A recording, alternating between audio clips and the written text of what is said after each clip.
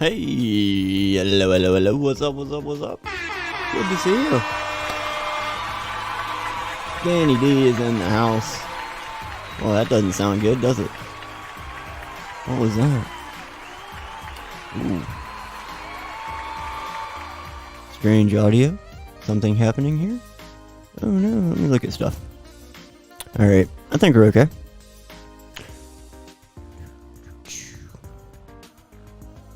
Awesome sauce. It's a ghost. What up? Hey, how's things going? Hope you're doing good today. I think we're doing good. I thought I heard a rogue echo someplace, and I was like, what was that all about? So...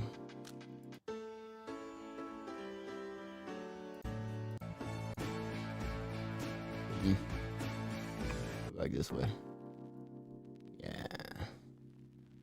So, how's everybody doing today? Hope you're all doing well. Never heard any. I must have heard a downbeat in the song. And I'm just like so on edge about this thing doing what it needs to do. So, good evening. Welcome everybody to Random Craft. Hello. Meh, it's Sunday. Well, I'm sorry, but it is. But the good news is, I have coffee.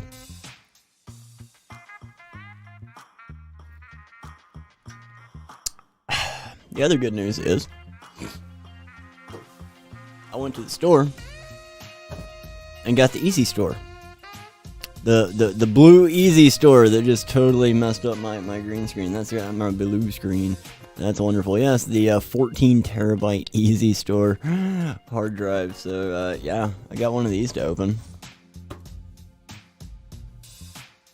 Then yeah, I've been working on that thumbnail for quite a while, and yeah, that's fun.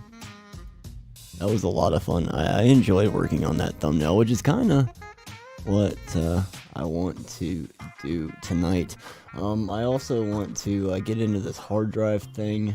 If anybody's got any live streaming questions or general questions about what I do around here on the channel, or computers, technology, anything that you see in the background, Disney Castle, Legos, No Work Friday, me in the stream, woohoo! Why am I enjoying working on thumbnails now too? It's good. Good entertainment for me, and it's productive. It's art. It's just another way of expressing yourself. Eric, hey Eric, what's up? I just stopped by to say hello. I hope everyone is doing well. I'm doing great. I hope you're doing great. Excuse me. Been incredibly busy, you say. Oh, wow. Let's see. Random Crap says, I might just record some OBS video of a first-person shooter of a few of my coasters in Planet Coaster. In a first-person shooter? Wow. Know where my brain goes when I start talking video games. I might just record some OBS video of a first-person view of a few of my coasters in Planet Coaster. There we go. You got spared the storms, man. We got lucky where I'm at as well. Everywhere around us seemed to get it bad.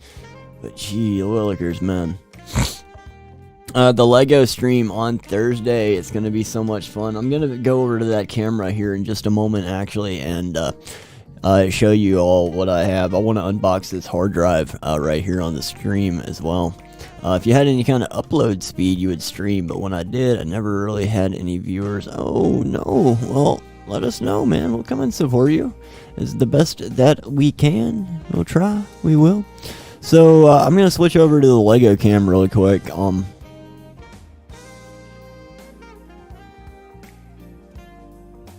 Microphone up over there. Give me just a second. Let's go over there.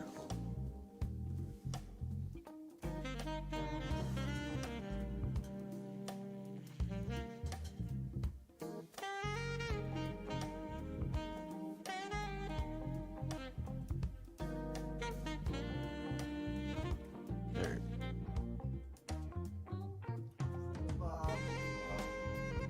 What's going on, man? How are you?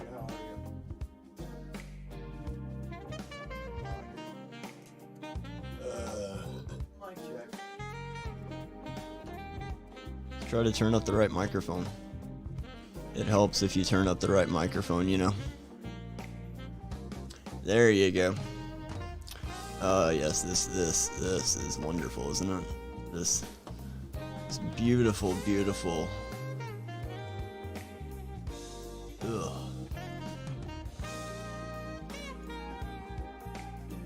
There we go. And we can go into that if you want to, and figure I can show you how all that stuff operates, if that's something that you're interested in. Good, quiet day. That's always nice, man. Always good to hear.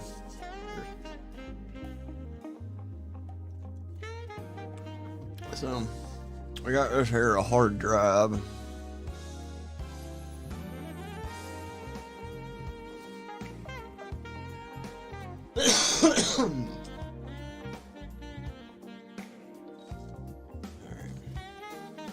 And we also have this here Mustang. A chroma lesson would be interesting. Alright, cool.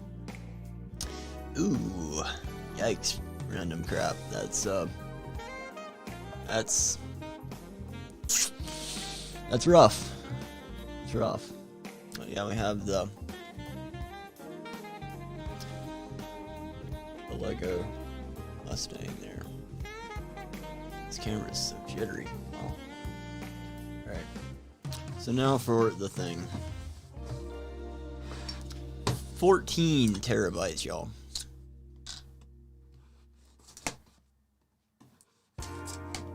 Is it overkill? Is it future proofing? Hopefully. Not proofing, but resisting.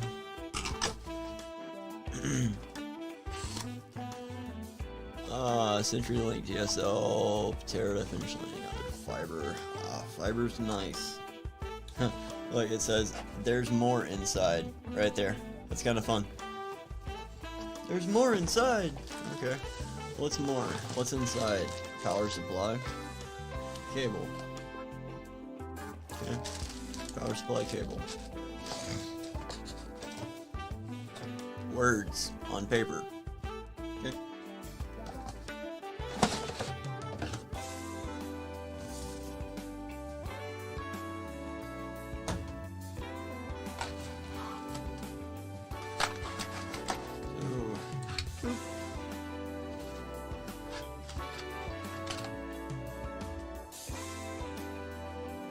Wow, that is just laggy, glitchy, bad. What's wrong with this thing?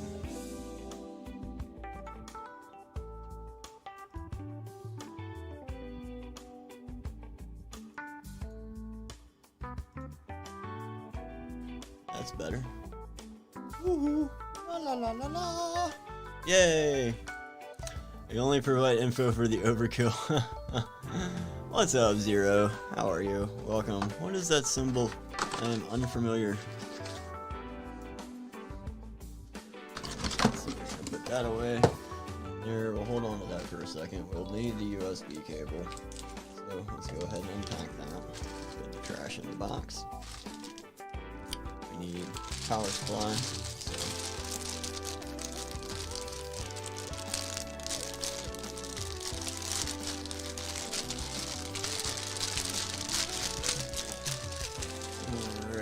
Now we has generic power supply. Yeah, this power supply right here, I don't know, you probably can't read it because I cannot read it on the monitor, but this thing says right there on the top, let me move that out of the way, we get some light on it. Right there on the top, this is made by APD, Asian Power Devices Incorporated.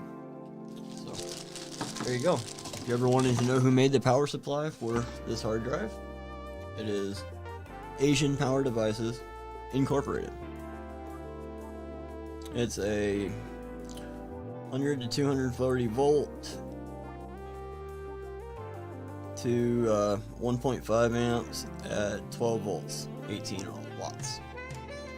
It does have an interesting USB connector right here. It's got the standard blue one right there, and then it's also got the double up one on this side.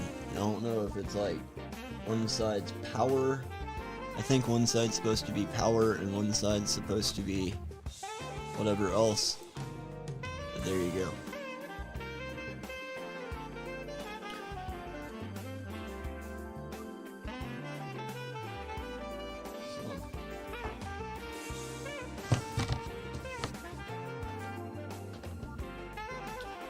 Here's the drive.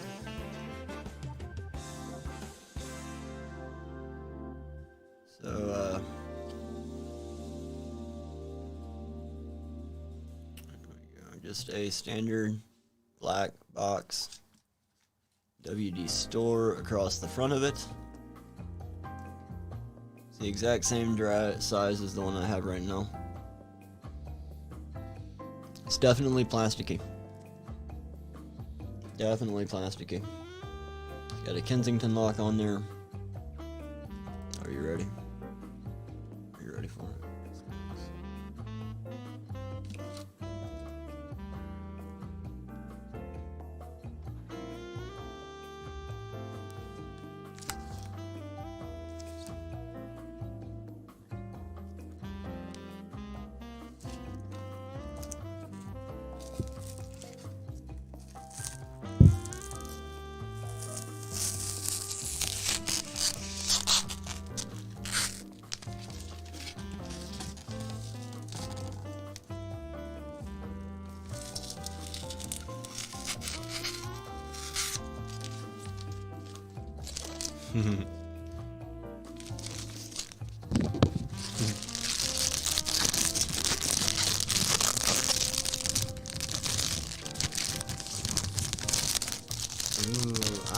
Yeah, I know, right?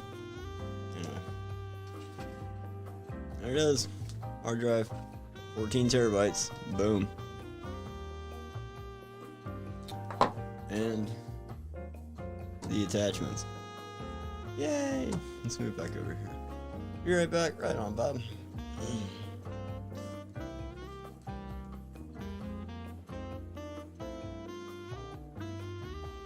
Alright.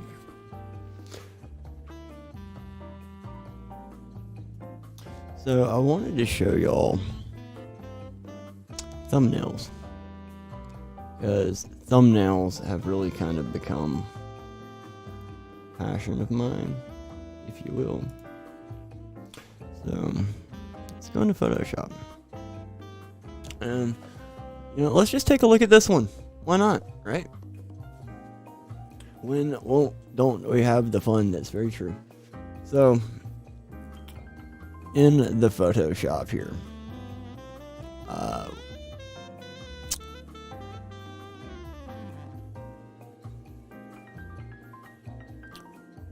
great, I got my volume adjusted here. So first off, this is what I use to make my thumbnails, and we can kind of go over this thumbnail right here, and then I've also got this one over here that I made. So in fact, let's just kind of start over, and I'll show you exactly what I did to make this thumbnail. I think this is a pretty decent thumbnail. It's not anything like super special, but I thought it was cool because it was a graphic inside of a graphic, and it shows off a lot of the techniques that I use on a pretty much daily basis. Whenever I stream, whenever I get on my computer, whenever I go to do some photo editing.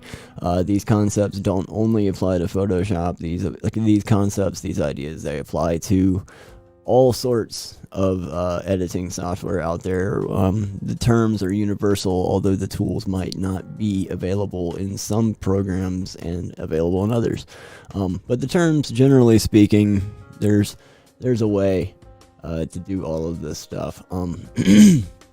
So I want to walk through this thumbnail. And I do want to make that Christmas thumbnail, the Disney castles right over here in the background. So I kind of walk through that process as well. And like I said, if you get any questions about streaming, equipment, software, whatever, just let me know. So I am going to start a new thing.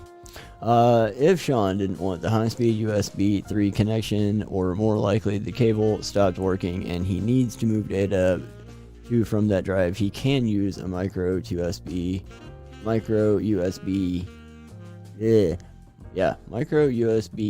2B to USB 2A cable. I know what you're saying. I absolutely understand the language that you're speaking. You're right. Yeah, the secondary thing is like for power or something, or more speed. I don't know.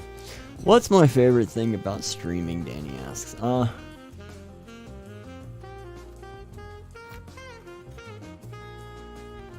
Being able to interact and share things that I like with people that are interested in the same things, and have an open mind and are interested in learning and taking a look at, whatever, experiencing the same things that I'm interested in. My interests vary. I mean, I'm all over the place. But at my core, I really enjoy the technical side of all of this. I enjoy all the buttons. I enjoy all of the tools. I was thinking about this a little bit, and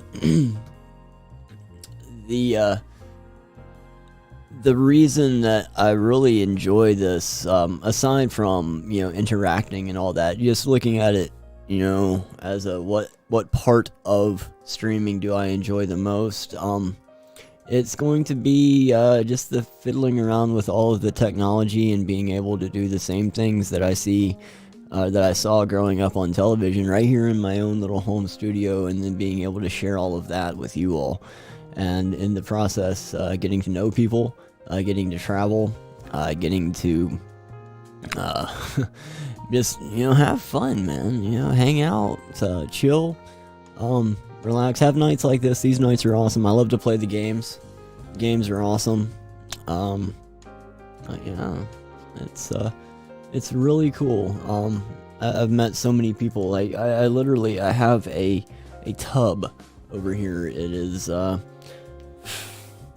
3 feet long by 2 feet wide by about a foot and a half tall. It's one of those big like husky totes that you can buy at the Home Depot or the Lowe's or whatever. So I've got that, and it is literally almost full of things that viewers and friends have sent me exclusively to online content creation. Trinkets and cards and stuff, and it's just overwhelming, the amount of support and positivity that's in this community. And I like to try to pay it forward, pay it back anyway, the way that I can. And I try to help people out whenever I can. And this is the part of it. I've always been a technical person. I've always enjoyed the technical side of things. I've always been around like theater, or I was raised going to church, and my dad ran the sound equipment, and then it turned into running the sound equipment and some of the video equipment, and then I went off to high school, and I was heavily involved in the theater program over there, and you got to learn some theater tech. And then some television tech, and then I was a DJ for so long, and I learned all of that. Not all, but I learned a great deal about that side of the audio industry, and I got interested into, I did the wrestling thing too, announcing wrestling, producing and helping out, producing like the actual production of the show, not writing the show or anything like that, taking care of, sound and running gear and stuff like that. And of course the haunted house is just a combination of everything. It's acting, it's sound, it's lights, it's engineering, it's everything. Two Random Crap says, I like learning about tech too, but I generally just have a fascination for the mundane. That's really cool too. That is really awesome. Being able to enjoy the simplicity in things and their design. It's an awesome thing. For some reason I also I also think that way a bit. Not probably not as much as you, but I don't know. It even says blow into this end. That's funny. It says hum into this end over here. But yeah, I keep the kazoo on my desk. It's such a little simple item, but it makes such a unique noise. It's cool. The 3D printed Nessie that I have over here on the road board. It's cool. The Cornelius down here, stuff like that. But yeah, it's just it's been a wonderful experience here on YouTube, and I'm looking forward to it continuing and meeting new people and sharing more things. Jesse, does it feel weird talking to people that are not able to verbally speak back during a stream or when out filming? I do get crazy looks a lot when I'm out live streaming. As far as the computer at home, or wherever I am live streaming at the time, it was awkward at first. I had, I knew there was going to be a few second delay moving into this whole thing, with the communication. So, when you type a message, it takes it a certain number of seconds to see me, and then it takes me, then I reply, and then it takes a certain number of seconds to get it back to you. So we're on a fairly really huge delay here. So one problem that I struggle with is that I keep moving, I keep going, I keep talking about whatever subject, I move along, and I'm keeping up with so much stuff in my own head that I consistently forget about what we were just talking about. And that's kind of a thing that I need to work on. But yeah, it's is it weird talking to a camera? Not to me. It's more weird to me to have people talk back via the chat over here. But honestly, really it's not. Like I said, I can vividly remember when I was a child, I was at this festival that my elementary school was putting on. We were raising money for something that had a 5K. And they had one of those gyroscope things that you got into, and they strapped you in, and you put your hands up, and it spun you all over the place. So I got into this thing, and I had blonde hair, and I was wearing like jean shorts or something, and like a school shirt. Man, I was all kinds of geeked out for this school, man. Like, it was bad.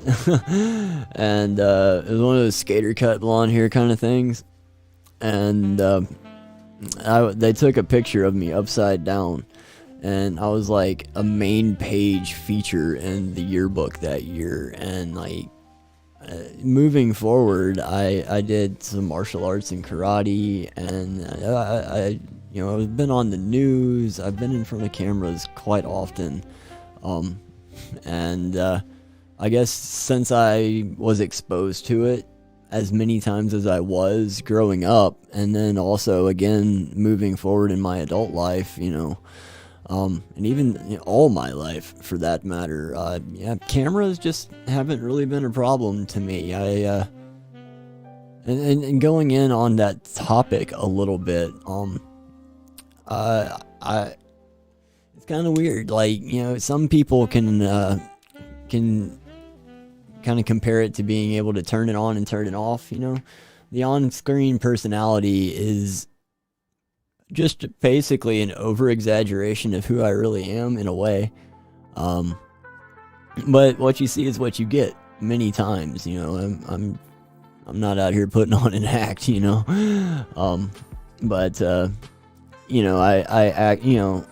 Sometimes it is over-exaggerated, and it's theater in a way, but it's not theater. It's broadcast, but it's not really broadcast because it's YouTube only. So it's content. It's video. It's entertainment. It is what it is. I just bring personal elements into my stream where some other people don't. But I'm human. I don't know. What else? Talking in cameras and doing stuff like that. Yeah, cameras don't bother me. They used to. Public speaking used to be an issue of mine. I never was good at public speaking, but and I'm still not good at public speaking. But I'm not scared of it anymore. I don't get nervous in front of crowds any longer. Again, it's just something I kind of overcame. I found that, and this might possibly resonate with somebody, I don't know, but I found, like, if I can find a topic that I like, for instance, what I'm talking about right now, I like what I'm talking about right now, and I'm happy to share my opinions with whoever wants to listen to it if they're interested. And YouTube is a pretty good platform for that to take place, Hey, Game Tamer, is it annoying to have developers of crappy games lurking? Only if they put themselves down for calling their game crappy, because it's a wonderful game. Give it up for Game Tamer. What's up, bro? Where's my freaking applause? There we go. Right. Game Tamer, what's up, man? Oh, hope you're having a great day. Hope all is well. Crappy games, my foot. But yeah, just glad to have you lurking, bro. I'm glad that you are here. Hey, there's the air horns. But yeah, if I can find a topic that I legit like talking about, then I can talk about it to someone who expresses interest or shows interest. Like, person to person, it's easy if that person expresses interest and wants to know. Over the internet, it's real easy because, like somebody said earlier, y'all can't talk back. Like, in most cases, all I have to do is turn off a chat box and then it's whatever I want to say. It's kind of the harsh reality of live streaming, but it's the truth, and I don't do that. But it's just one of those understandings of, this is how the show's gonna go, and this is not gonna interfere with it. And that happens sometimes, but a lot of times I try to push through and just not let things bother me. Did the storms miss me? Most of the, well, I will say all of the major damaging stuff missed me. Yes. We got very little stuff happening. The way that I can best describe it, like, here is Storm A. It started down here, right? And it's going up. And here's Storm B, and it's going up, right? And they're going kind of like this, just parallel to each other. And I was located right in between those two storms, and like almost dead center in between those two storms as they went up. But they were far enough apart that we didn't get like too much stuff going on. It blew some trash cans around, but no, thank goodness we were okay. So, Too Random Crap is back on the phone. Need to restart your computer. Awesome sauce. So, you're in Kentucky, fortunately pretty far east, and missed the chaos. Awesome. Man. So you're just north of me. Ish.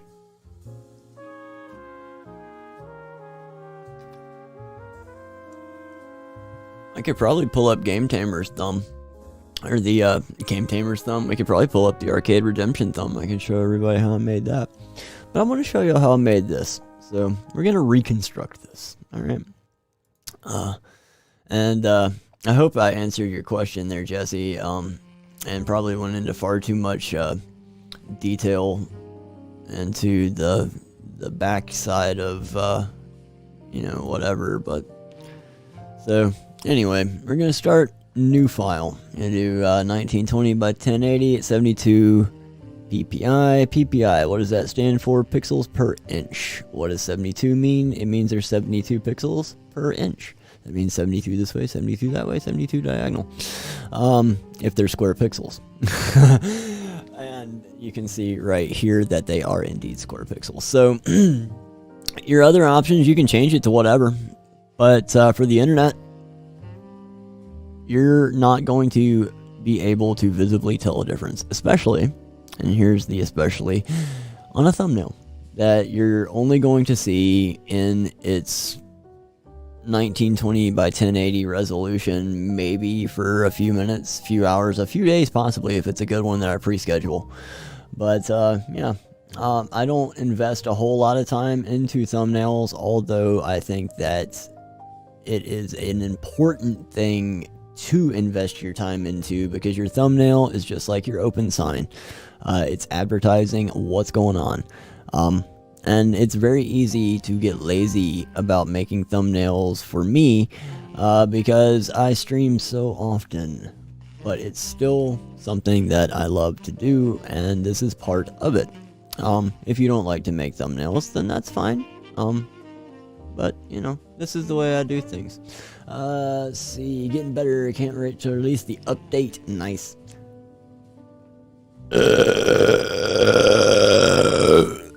Mic check 1 2. Yeah, it was like those storms. They hit I-40 and just went east. It was the weirdest thing. Yeah, I need to get in touch with some people over in Arkansas, and make sure they're okay. Anyway, going back here, we're going to create a custom. All right. Blank canvas. Woo, blank canvas. And I can turn off these alerts up here if you want me to, or I can just describe what I'm doing. But we're just gonna kind of start here. It's probably gonna be best if I turn off those alerts. So let me just turn those off right now. All right. So I'm going to find a picture. A picture. Where is this picture? I took this picture on my cell phone, actually. So here's this picture. Boom. Or all I did to do that, I grabbed a picture and I moved it over. Pretty simple. So there's the picture. And it looks pretty overexposed in places. It's not a great picture. I've got the studio lights on. It's just not great. We've got borders on the top, borders on the bottom. No bueno. We got to fix this. So what's the first thing I'm going to do? I'm going to fill my space. How do I fill my space? I take it, I grab it, and I stretch it up. And then I take it, and I grab it, and I stretch it down. Alright. Now at least my space is filled. I hit enter, takes the X's away. Click outside of the thing, and there we go. Now I got something to look at. Let me explain some stuff that's going on here while we're in the photograph. Let me turn this off for a second here. A scooter on snow, braver than me. Oh dear God, who's doing that?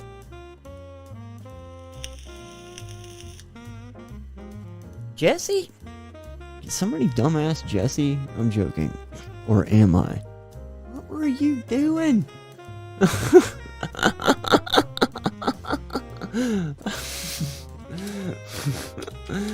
Here.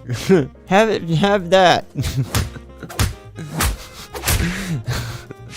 That's from me. Don't do that. Or if you do, just don't break anything. That's from me.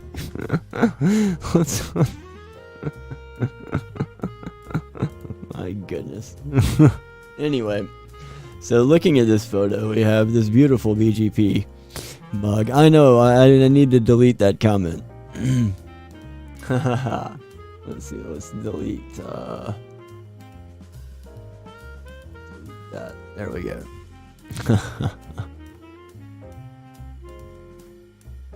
Supposed to go away.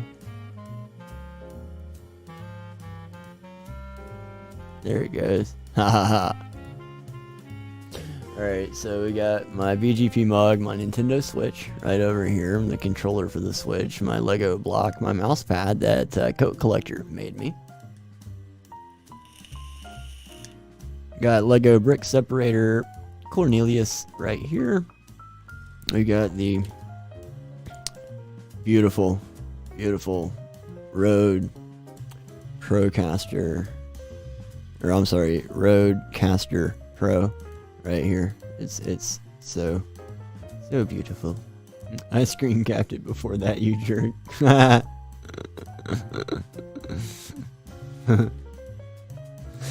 So anyway, what else do we have? We've got the Logitech StreamCam right here. We got the monitors. We've got speakers, mixer, keyboard. We've got the Logitech mouse over here, Stream Deck, Xbox controller, and 8-bit controller and stuff. So let's get into this and make it look better. Let's make it look better. Alright, so first thing I'm going to do, you go up here to image, and well, first I'm going to select it, and then I'm going to go up here to image, I'm going to go to adjustments. Now, there are a million ways to do this, and this is the way that I do it. You can do it your way. Anybody can do it their own way.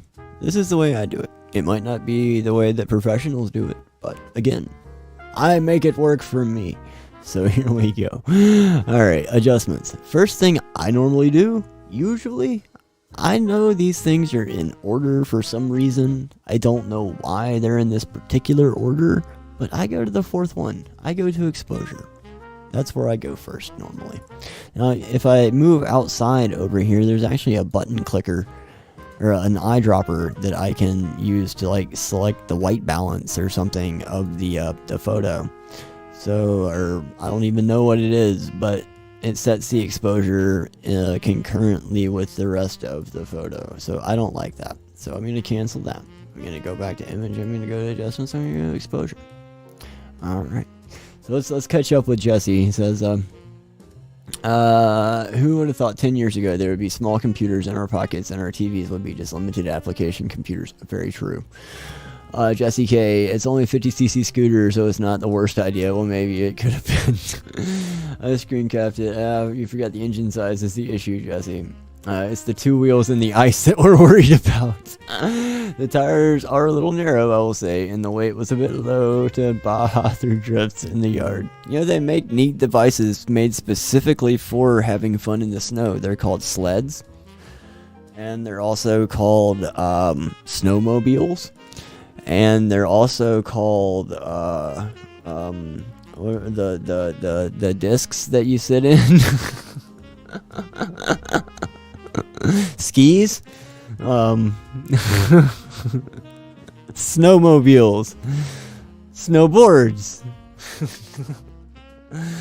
Lord help us all. Anyway, I'm going to select this image. What's going on? I've got... Alright, the first place I like to go to gamma correction. I do. It may be weird, but I like to turn down all the brightness, you know, and just to make it to the extremes, you know, you can go all over the place here. So you can go like all Technicolor down here, and then crank the exposure, and get all crazy. Turn your offset a little bit, and get even more whacked out. Then you can just bring it down a little bit, and then, you know, you can just bring it back to normal if you want to. And there you go.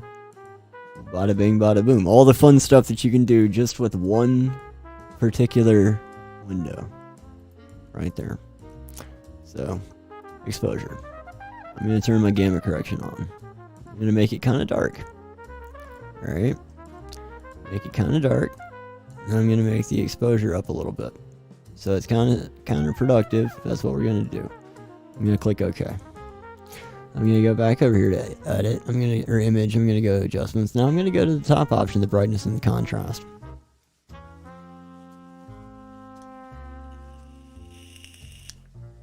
I'm going to crank this contrast up. And sometimes I have to do this twice. Like, sometimes that's not enough. But right now, that's enough. Coke Collector! Hello, hello! Good to see you. Let's see, do I use Illustrator for anything? I have used Illustrator to export a file in a particular format. Although I have never really dabbled in using Illustrator, no. But I know what it is, just not too terribly much about it. I can fumble my way through though. So let's find a spot that I like. A spot that looks pretty good. Like, that's okay right there. I'm not really too concerned because I know in my head I'm not going to be using anything but the background. So the background can be a little darker than everything else. And I really want these buttons down here to stand out, you know? So I kind of like that right there. I'm going to see if there's anything else I can play around with. So I'll go back into adjustment. And let's go with vibrance. That's a good one. Vibrance and saturation. So the vibrance is to take it to extremes. It grays things out. Or it like hypercolors stuff. So we'll keep it at like 0 there. And the saturation is going to adjust your red levels. So that's like way red, and then I can take it out. So I can just kind of mess around. I do want everything to be very vibrant in the back, but it's very red back there. Like if you look at the very bottom of the screen down here. Expletive Adobe. Yeah, I don't know. I know. I use it because it's convenient, and I've been using. All right, y'all. Here's the sad thing.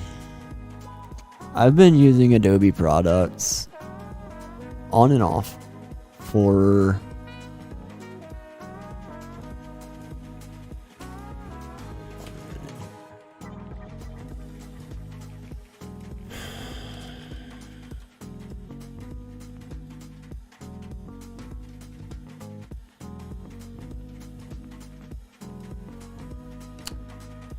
something years.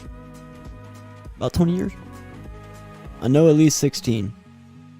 And I know that there was a year or two before that. So, yeah. So anyway, yeah, it's convenient. It does what I need it to do. I agree with you wholeheartedly. It's very expensive for what it is. And they want too much for too little. But it is what it is. But anyway, saturation. I want these keys down here to look good, but I don't want them to look like overly red. So let's just play around since we're here. So we're going to do this. We're going to let it be kind of crazy like that. Maybe not that crazy. The soundboard looks kind of nutty. What's up, Ducky Duck Duck?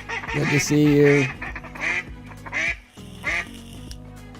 Now we can take the vibrance and mess it around a little bit.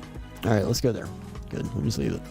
Let's go back, adjustments, and let's go down to, say, color balance. Ooh, so we have all these reds and yellows down here we need to get rid of. How do we get rid of that? We are going to apply it to our midtones first. We're going to move the blue up a little bit. It's a little bit too much. But remember, I'm not looking for any of this right in here. I'm just looking for the base image right here, right? The background. So let me put some more blue in there. Now it's starting to turn green. All right, so we need a little bit of magenta. More red. I don't know, maybe some more blue. A little more blue. Alright, now let's go to the highlights. Let's take some more of this blue and put it in. Now the whole background's kind of got a bluish tone to it. Like, just to put that there, if I were to take this right here, right, and do that. That's all I'm really looking for. Just that area. So that looks pretty good as it is. It could be actually a little bit brighter. So we'll brighten it up just a little bit. And I'm also going to increase that contrast. And now that I look at it, I kind of like that red overlay a little bit. That yellowy red that's coming in and showing through. Alright? So that's that. We can turn that off. And now we have this again. Go where I want you to. Thank you. Alright, let's deselect everything. And we're good to go.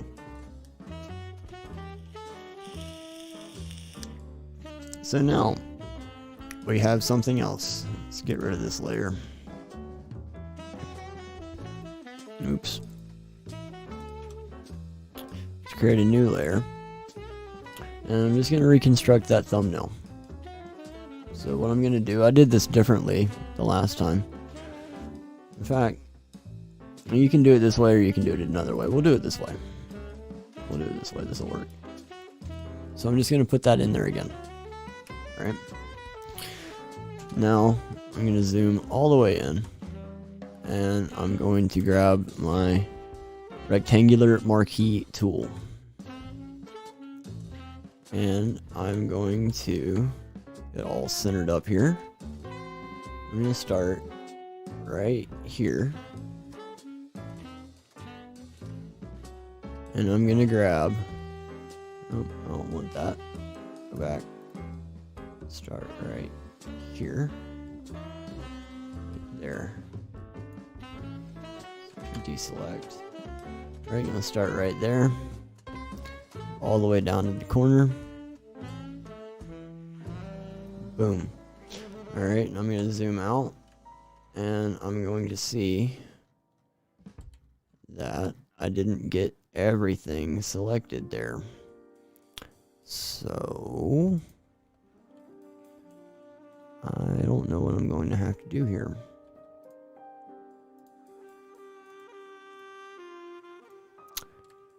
I know what to do. I'm not really worried about it. Ah, my graphics card is struggling with this. Gosh. The latest update to this software is just ugh. That's alright. We're gonna deselect, we're gonna reselect, we're just not gonna be as picky, we're just gonna select the whole thing.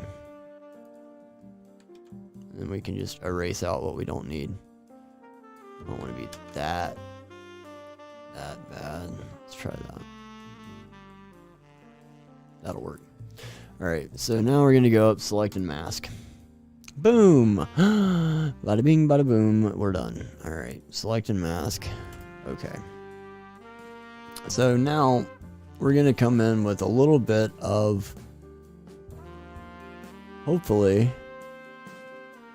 a little bit of, I don't know what we're gonna do. But that's why we're here. We're going to figure it out. So what we're looking at, this layer is completely separate. And it's still got stuff attached to it, apparently. Delete. Alright, so we have our layer right here. And the goal is we want it dead center. Wherever dead center is. Right there, center. That's that. So dead center's right there. Now I want to expand it upwards. I want to expand it downwards. And now recenter. And there's your little lines that will guide you. So that's center. I don't like center. I like where my monitor is. But I will take the center of the screen just to make it a little bit easier for the eye to digest. And I don't want anything to peek through behind it, so I could put it right here and just completely cover that back monitor. Off center. In this case, off center kind of works because I'm going to put myself, well, I could put myself over there, but I'm not going to. I could overlap that monitor and overlap that speaker like I did here. That would work.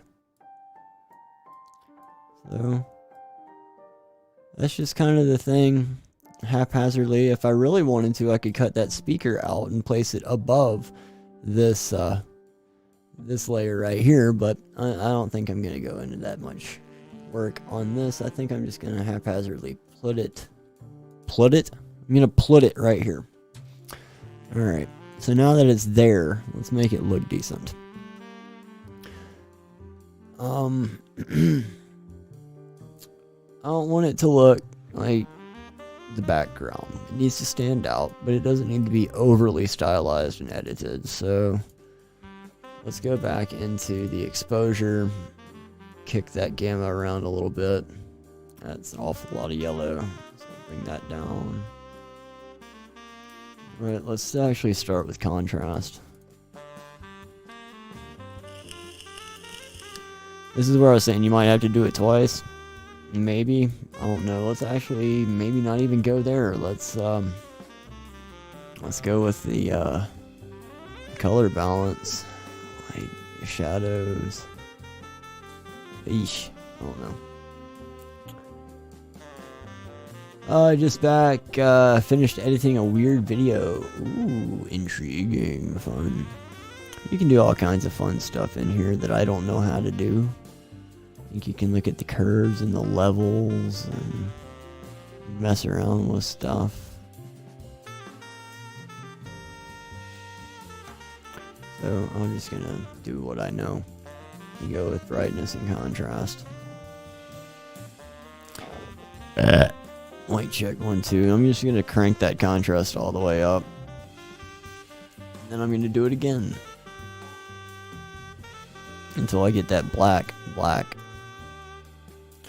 Now I realize that I'm all kinds of washed out over here. My logo's all kinds of washed out over there. If I wanted to, I could just go back over here and grab myself another photo. Images. Dump. And just replace myself.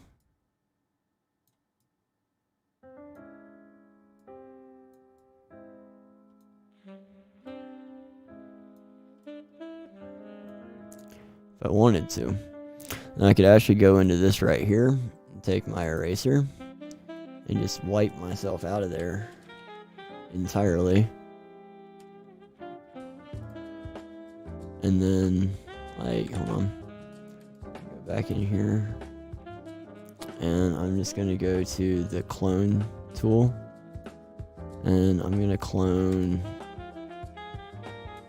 this area right here. And then I'm just going to go in and delete these glasses frames. And I'm going to clone this area right here. And right here. Glasses frames be gone. We got some more stuff going on over here. Alright. It's fine. So we're going to clone right here. And we're going to clone right here. And then we just go through, clone right here, go through, I'm gonna adjust that. And like, keep in mind, nothing I do on this layer is gonna affect my face. So I can just keep going, right? Clone there. That was a little too much, went over. So, I'm fine, we're good. Let's get rid of that little background stuff over there. In fact, I can go in with the paintbrush, select this color right here, and hit OK. Kick this opacity down to about 59%. And then just go in, kick it down, actually a little bit more. Let's make it like 28%. And just go in, fill in some of these little splotches around here. Like that. Boom. Yeah, it's not bad. So, how much more black can you get? A lot more black, actually. But now you can see there's a bunch of contrast around this right here. Like, there's this gray area right here. Let me put a different pointer on, but there's this gray area right here. There's all this gray area right here, and I need to get rid of that. So there's a couple of different ways that we can do this. What I'm going to do right now is I'm going to double click on, well, first I'm going to take these two layers right here and I'm going to merge them. Group, export, where is merge? Raster size. All right, let's raster size. Now we can merge layers. All right, now they're one layer, right? On and off, one layer. I'd be cloning image and remasking layers. Oh my. So there you go, before, after. I don't like this frame, so what I'm going to do, I'm going to double click on this. And I've got all of these options over here. Let me move this to a different place so y'all can see what's going on a little bit better. And alright, here we go. So now I'm going to take this right here. I'm going to put, it's called a stroke. Just like a pinstripe on a car. So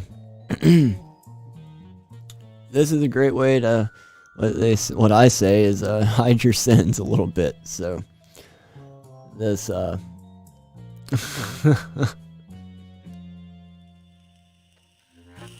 hey Colton, what's up, man? So this is where you can kind of hide your sin, your work, whatever you want to call it, right? So I got this area right over here that's just driving me insane. I don't like all that. A couple of ways I can get rid of that. I can take the stroke, I can increase its size. I can also, instead of having it go outside, make it go inside. When I do that, I cut off my logo over there. So let's back this down a little bit. And there you go. It's not perfect, but it's good enough for a thumbnail that's literally going to be like that big. So that's one way of hiding things a little bit. Another thing that you can do while you're here, you can go in and you can do another stroke around that. But let me show you why you would want to do something like that first. Let's go to this outer glow down here. So I'm going to put this white outer glow. It's just stark white, the whitest that you can make it. The brightest that you can make it. And I'm just going to bring it down a little bit. And you can see how it has just a little bit of a radiance to that right there. Another thing I'm going to do, I'm going to bevel and emboss this a little bit. So you can't really see much of it right now. I'm going to have to come out and find an area. But if you look right in here, let me go back to the bevel and emboss. I can toggle that on and off. It just adds a little bit of a shadow, which is nice. So I need to get out of the zoomage so I can see what I'm doing. Come on, move with me here. Alright. I do like the bevel and emboss. It softens the corners just a little bit. You can mess around with the depth, and you got inner bevel, outer bevel, embossing. I mean, you can mess around with a whole bunch of stuff. Just stroke emboss. Not sure what that does, but inner bevel. There you go. You can make it up, down, all around. Make it however you want it to be. It kind of makes it look a little classy. Puts a frame around it. You like the 3D effect of the emboss, but you can't get that detailed. I like it too. This is like every time I create a thumbnail, I do three things. I do a bevel emboss, a stroke, and an outer glow. That's like the three things that I do every single thumbnail, no matter what I do. That's how it gets done. So I would prefer for these to have rounded corners. I know there's a way to do that. I'm not really sure how to do it. I'm sure it's in this little selection tool over there. That's fine. I could figure that out by watching a YouTube tutorial. And there's many different things that you can do over here, many other options. Don't care. So let's take a look at this right here as it is right now. Okay. That looks pretty good. Except the S is cutting into the thing over here. Oh no, the S is cutting into the stroke over there. But, you know, that's the price that we pay. Unless we can just not care. Either way, it doesn't really matter. It's kind of cutting off the screen, but I'm kind of cutting off the screen, and it's okay. We're just going to roll with it. If I wanted to be like super perfectionist with it, then I would start over, but I really don't care that much. Again, it's just a thumbnail. So where am I? What am I going to do? I'm going to go back and put that stroke on here. I'm going to apply another stroke, a second one right here. I'm going to change the color to black. Now, this is going to be an outer stroke, and I'm going to make it real small. Just a little outline, almost like a drop shadow. In fact, I'm going to turn off this stroke, and I'm going to turn on the drop shadow. And I'm going to see if that does anything. Not a fan of the drop shadow, so we'll turn that off, turn the stroke back on. I'm okay with this, so bring it down almost to nothing. Turn down the opacity a little bit. And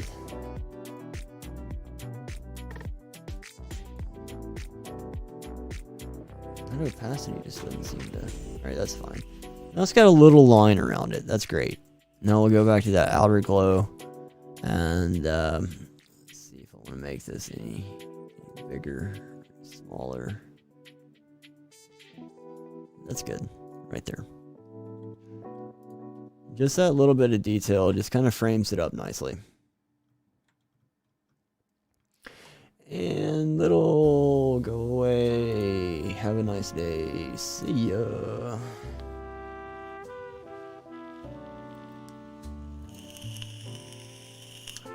If that was some kind of website that you're promoting, please don't. If it's something that if it's something that's useful, please explain before just typing in random letters in the chat. I do appreciate it. So moving forward, this is basically the thumbnail. That's what I did. This one actually kind of looks a little bit better in my opinion. I don't know. What do you think? A, B, A, B. This one has some more vibrant background over here. This one has a little less vibrant background. This one doesn't have the face like, you know, this one does.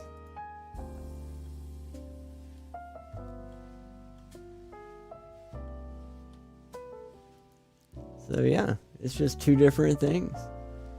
And there you go. That's how that's one way to do a thumbnail. Hope you enjoyed that. And I also made that to put in that. So what I did, I just took the picture, you know, you saw what I did. I just took the picture of the screen and boom, boom, boom. Same stuff again. That's a better one right there. That's much better. Like, I want to save that.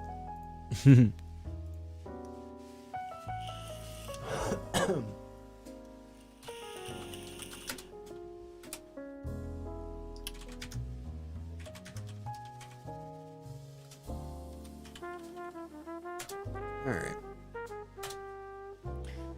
So, let's go and do the Disney thumb, shall we? I think that's a fun idea.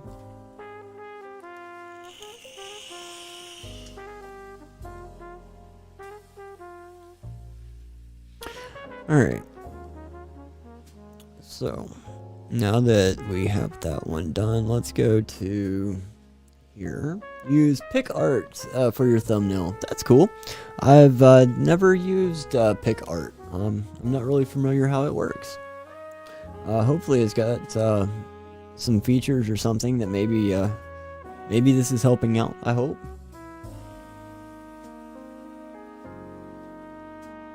I need coffee. I need coffee. And I hope you're having a great day today, Kathy. Oof, I got coffee now. Oh, yeah. Coffee time.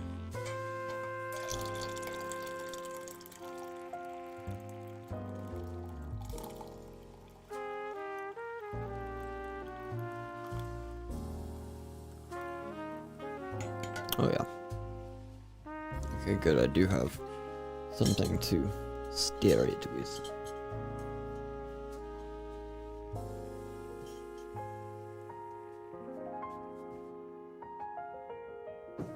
So, does anybody have any questions about what I'm doing? Any questions about Photoshop? Any questions about streaming? Any commissions? I'm kind of halfway joking, but I do take commissions if anybody wants any work done. We just have to work out the terms on a different platform, which is fine. But what else? PicArt thumbnail. PicArt through what? I use Super Impose X and Photon myself on my iPad. Is the text stuff done through Photoshop too? It is. It sure is. To do text, all you would have to do is go in here. There's a text. You can do horizontal, vertical, and some more options. We'll just go with the simple horizontal for now. And you just draw a box. And it's got the lorem ipsum in there right now, but you can just start typing. So let me finish my my sweet coffee, and I'll show you that.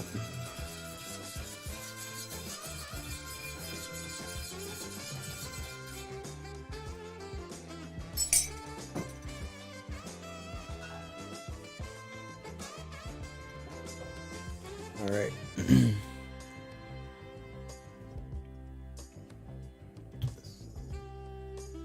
Somehow I got coffee on my mouse pad. Not good.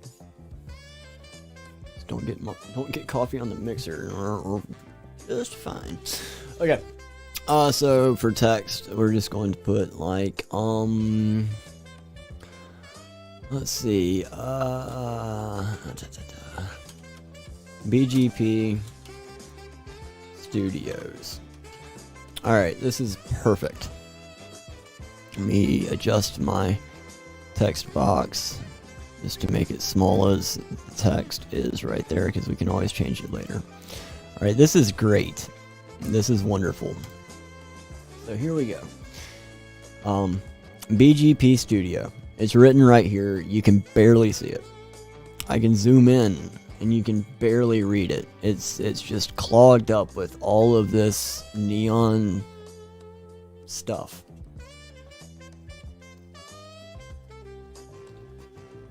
So, how am I going to fix that? I'm going to differentiate it from its background. How do I differentiate it from its background? I add contrast. I put a border around it. First thing, we're going to go to the simple 3. First, I'm going to enlarge it. I'm going to move it. Now it's where I can see it, you know. Illustrator and GIMP for 2D. Yeah. Hey, Bean, what's going on, man? See, I've always seen font options on all of my apps, but then they show me limited usage. I wish I knew more about the mobile font. Mic check 1 2 installation. I can show you how to install a font on here too. It's a real simple process on PC. So back to where we were, differentiating this from its background. We're going to add some contrast. How do I add contrast? First thing I'm going to do I like to use the Bevel and Emboss feature. That puts this little tiny shadow underneath it right there, which can be adjusted. You can make it as thick or as thin as you want it, and there's many other options in here. You can adjust the size and everything. So we'll just make it kind of cute like that. All right. Now I'm gonna add that stroke, but this time I'm gonna make it a little bit bigger. And you do it like that. And now you can already see that you can see it a million times better just by doing those two little things. Just those two little things made that stand out a lot. So here's another thing that we can do. Make it stand out a little bit more. Zoom in some more. Let's go back into that option, that menu. I'm going to go down to outer glow. It just automatically put this white outer glow around there. And we can do a few things here. We can adjust the opacity. I keep it at 80, but you can crank it all the way up to 100. You can make it bigger. You can make it smaller. You can make it like super big and ugly. You can actually adjust the size and make it a big cloud around whatever you want to do. And that right there, that looks a little too much for me, honestly. So I'm just gonna, plop it back down, make it a nice, gentle outer glow. And all you gotta do is just play with your little sliders. Nice, gentle outer glow. And you can change the color on that. Let's make it red. See, red just, I don't know. But maybe if we made it this magenta color. Or if we came down here and we picked, say, this pink color off of this volume, or off of this channel thing right here.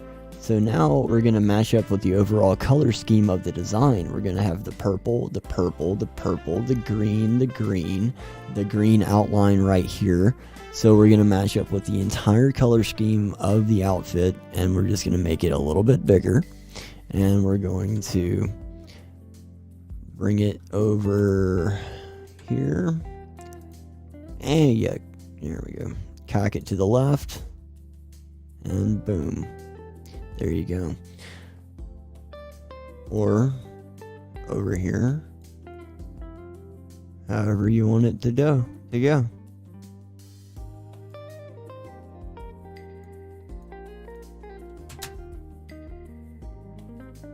You can pick from your existing layers. Yes, you can. Yes, you can. So, yeah, that's another really great feature that I like about this. This video is totally unsponsored, trust me. I pay Adobe way too much money every single year to have the privilege of using their programs. But why the heck can't that be done on apps? I don't know. Does GIMP allow that? I can tell you that, and you already know this, but apps are going to be, in most cases, a little more limited in the things that they can do. They're more single-serving kind of things, singular purpose kind of things. Do a few things really well, but they don't really encompass a whole plethora of things. So that's why this is called a suite of applications. This Adobe Photoshop is an application, but it's part of a greater suite of applications. But anyway, yeah, it's something. It's just the difference between desktop and app.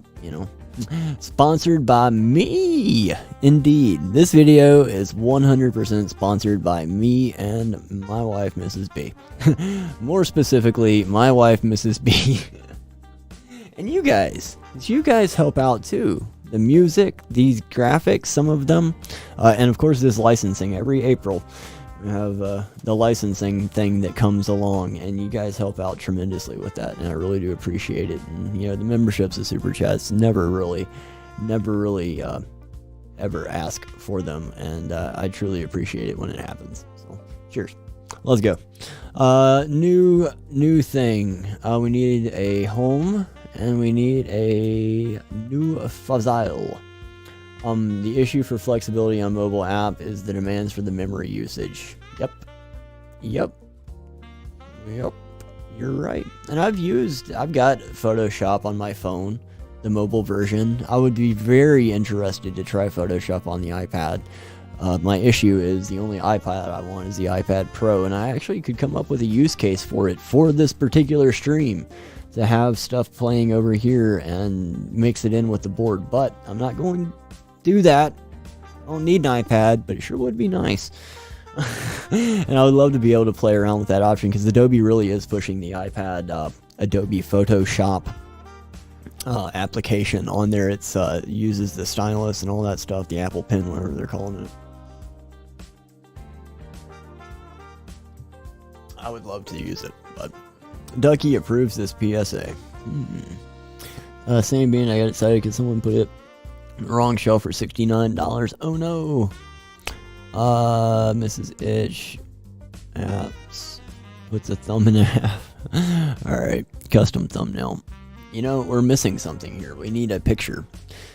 We need a picture. So, y'all want, yeah, y'all get to see the fun stuff. Check this out. Let's go to the Lego screen. All right. Now let's.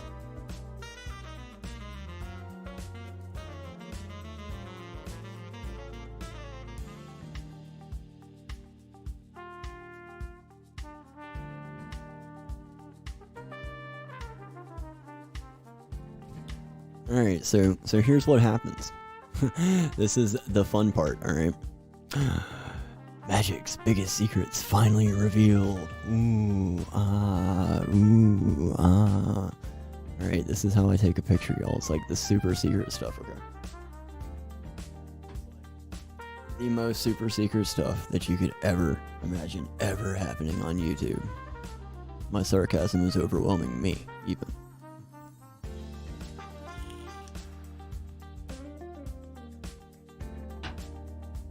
Tray table.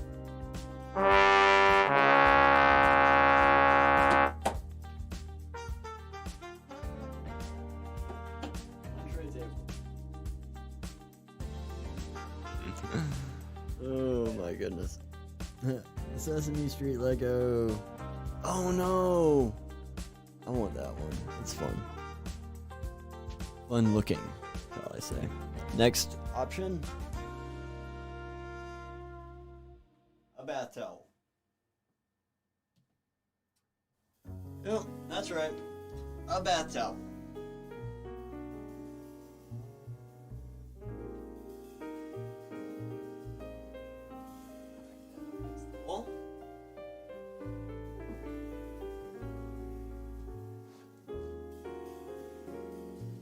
Disney Castle.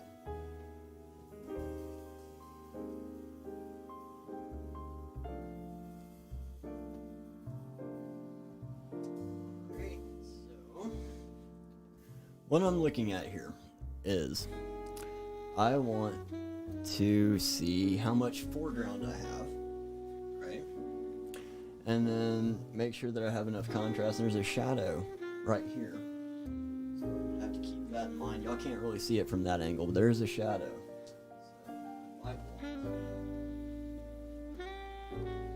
Just that. I can adjust like that, then I can take the photo from over here.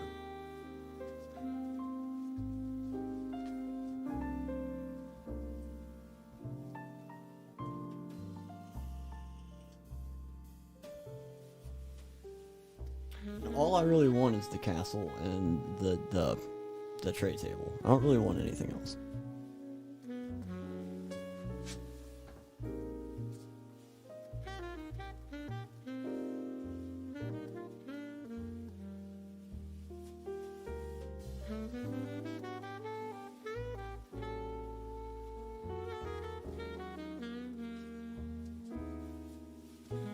Alright, so I've taken the picture. I'm going to send the picture to my computer.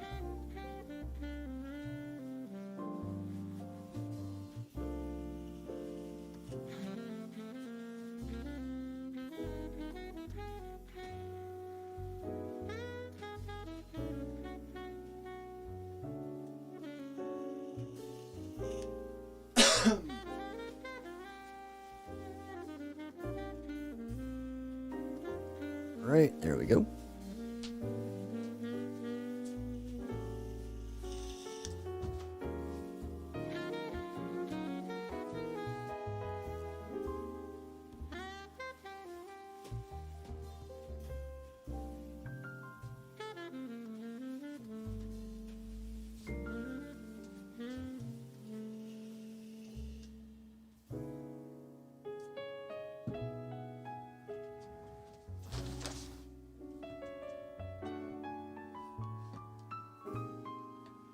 And Chroma decides to go crazy again. Lovely. Come on, Chroma. Don't be silly. Alright, it's fine. Alright, so now that we have that, we can read the chat. The masked magician has finally been revealed. He's going to pull the tablecloth and leave everything standing. Yeah, right. Oh, I know why it's going crazy. The Disney castle's behind me. Duh.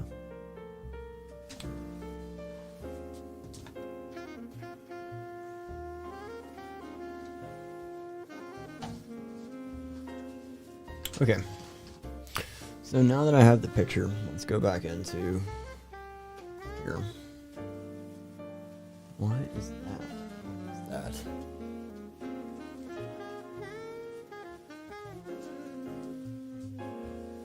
Boy.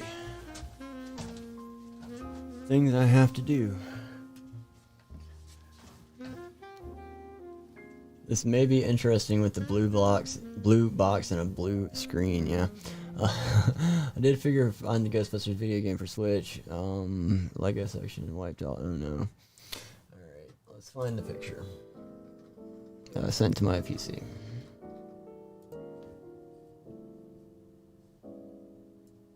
Picture. Okay. Here it is. So, what I'm going to do is I'm just going to start by generally chopping it into pieces.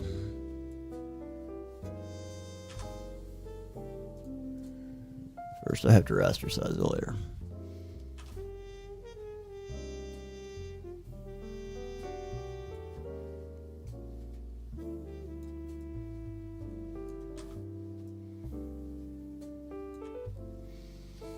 Okay. Now, I've got to figure out what I want to do with it. So, let's just isolate it. I'm going to select and mask and see what it pulls up with. Not select and mask. I'm going to select subject and see what it pulls up with. Sometimes it does good, sometimes it doesn't. It did not. So we'll do it manually. I'm just going to select the box and this cloth down here.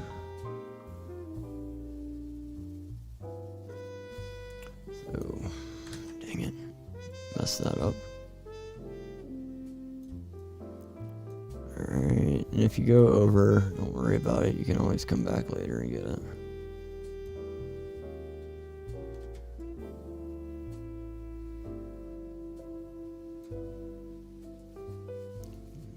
Using the Alt function to erase around. Here. That's where it gets tricky. It gets so almost identical in color there.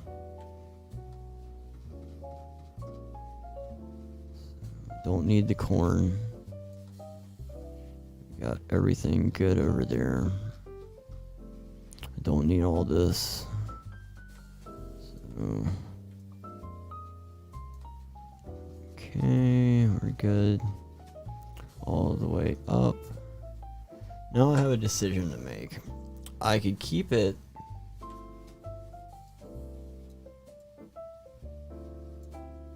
along this line right here, this white line, but the actual box extends all the way up here. So I'm going to keep it along that line, I think.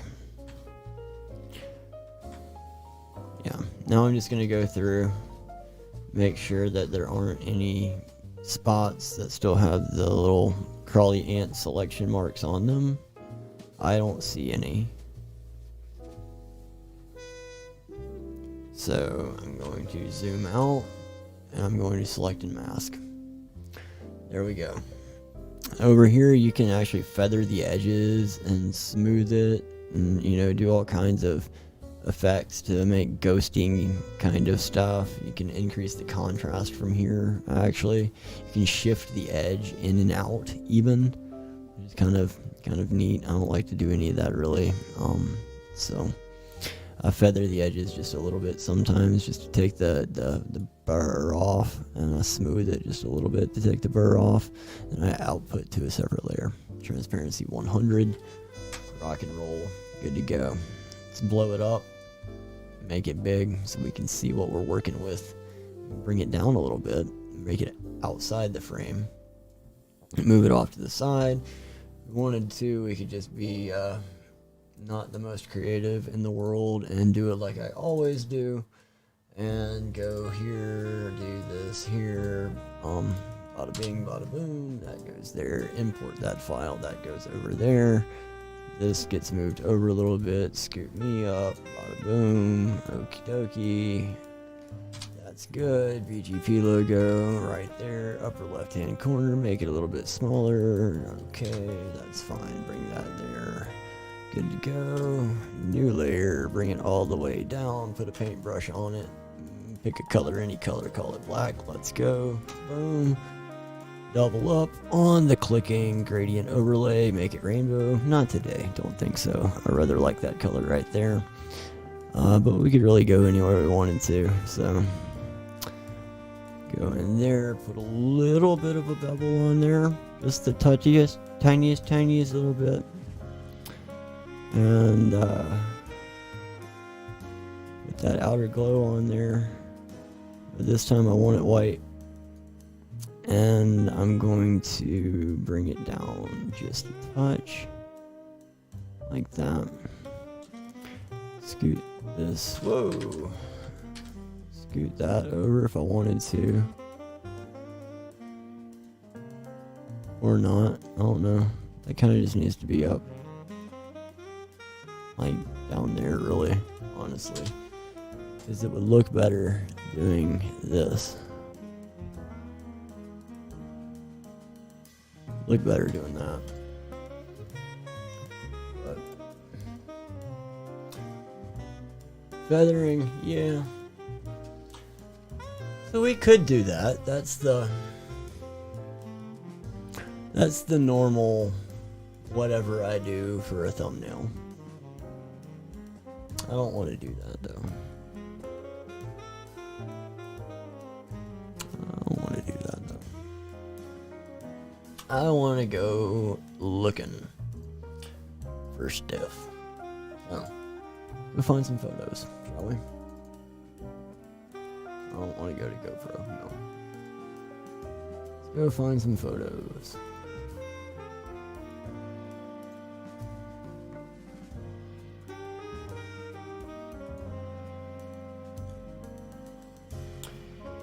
Let's see what kind of Christmas photos we have.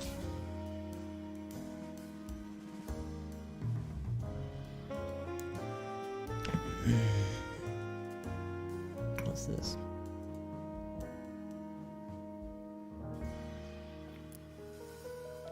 A bicycle? Oh, that's awfully dark.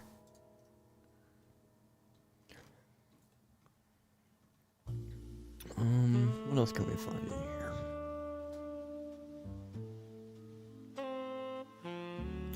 I was hoping to find like a Christmas tree or something. Like we've got the generic slate backgrounds with the stuff there. Hey, what's up, Howard? Photoshop. Just be to Photoshop. And I did earlier. I just whipped that together real quick. And how you doing? Well, Howard, hope you're doing great. But yeah, earlier I made this thumbnail to make for the stream. Then on the stream I actually spent quite some time redoing it and making it even better. So the before, the after, two different things. And yeah, just going through making graphics and stuff. And what's the product key? Asking for a friend. It's my email address, and you'll have to get a hold of my cell phone. No, I'm joking. No. It's really, okay, so here's the thing. I'm not justifying it. It's $118 a year just for Photoshop. That's a lot of money, but to me, as an entertainment value, like, I love doing this. For me, I would spend $118 on art supplies if I could paint. So, I justify it. that way. I don't know if anybody else feels that way about it or not, but that's the way I justify it. This is $118, and I would easily spend that on brushes and paint and crap, but, you know.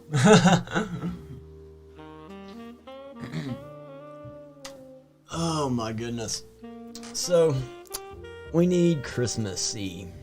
What can I find as far as Christmassy goes that would go well with this Christmas castle? Like, I could also put in Disney and see if any Disney stuff comes up. Wow, I'm surprised they can get away with that. Whoa, buddy. Wow, that's like, that made it through some filter. Okay, yeah, editorial use only, not for commercial use. Yeah. Kind of figured that one. Let's go back to holidays and see what we can find, and maybe presents. So this isn't bad.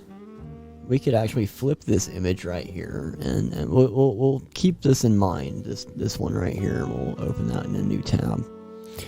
I kind of like the Santa Claus preparing the presents. This is kind of cool. I don't know. It's very square, so I'd have to stretch it out, which would mean I would lose all the left side right here, and I would lose some of the tree, and I would definitely lose either the bottom or the top. I don't know. I think we need to keep moving. Got cookies. Stocking on the tree. Santa's beard, though. With Santa's beard, though, I know, right? You can, like, build a bird nest in there.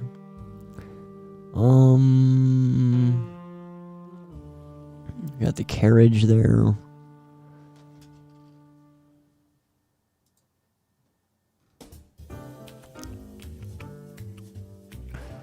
I'm not really seeing any. Let's take presents out of here. Let's just keep holiday. World Oceans Day, Black Friday sale. Ooh, this isn't bad. This isn't bad. I rather like that. Let's do that. Let's take a look at it and see what happens. Like I said, this is Photoshop. We can do anything with it. We don't have to be limited to one thing, you know. So where did I put that background? Let's just get rid of that. Put a new layer in here. And let's go find that image that I just downloaded.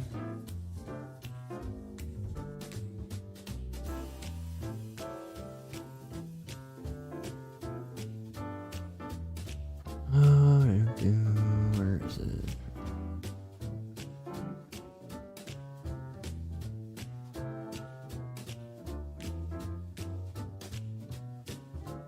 Where is the darn thing? My goodness.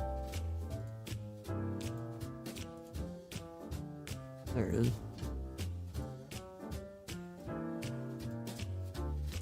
Alright, so let's just move it to the top temporarily. Alright, now we can resize it. Could I put myself in a Christmas sweater? Look bad, but we can do it and play. Sure. So we'll make it big enough for the canvas. And then we don't want to chop off the top. We would rather chop off the bottom because the bottom is boards, right? So yeah, we'll chop off the bottom because the bottom's boards. That's fine. Now we'll move it down. Okay.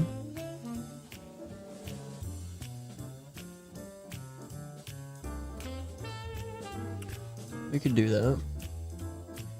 So let's go back over here and let's do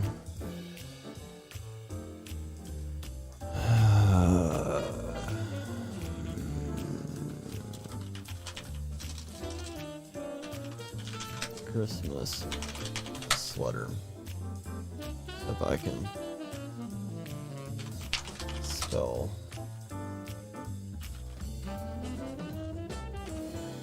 I can't type or spell today. Christmas sweater.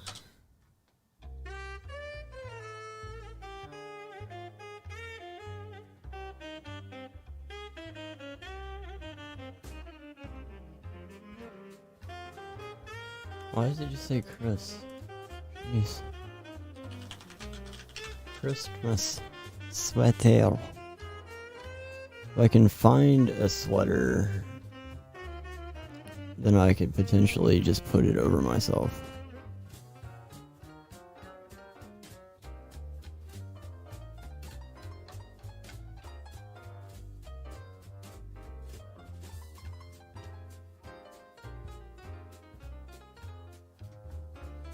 Bingo.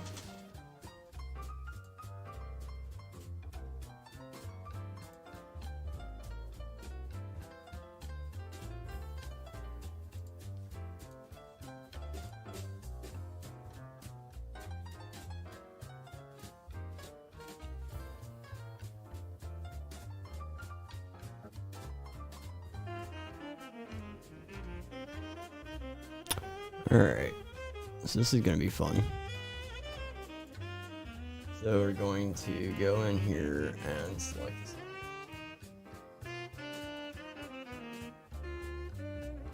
I'm going to mask. Now we're going to hit OK. We're going to hit this right here, and we're going to come down here. That's very distracting.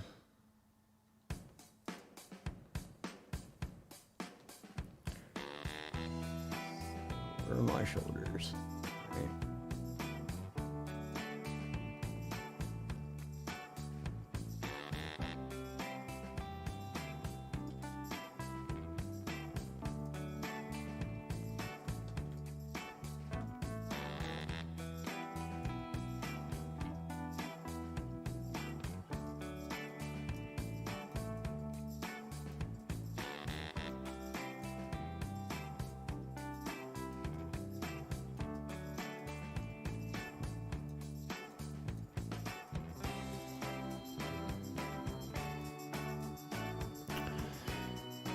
Right, and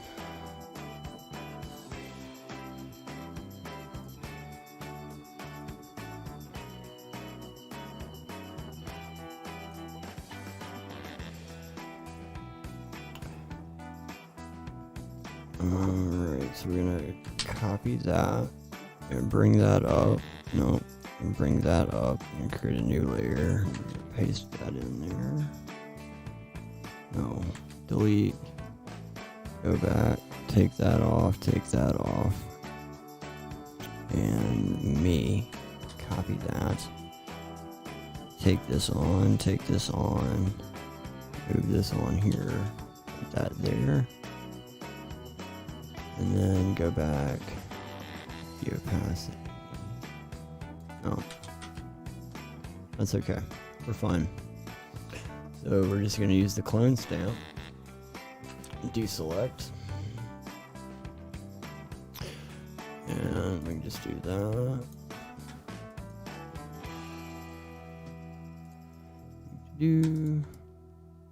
Get rid of all this stuff. I don't want all this in here.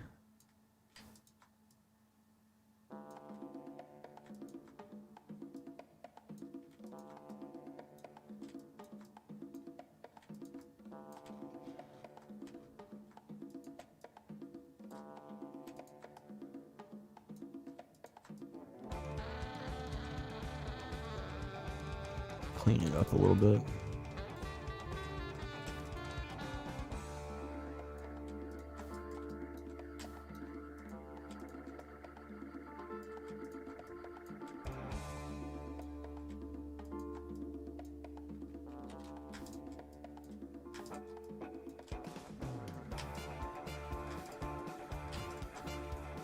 Alright.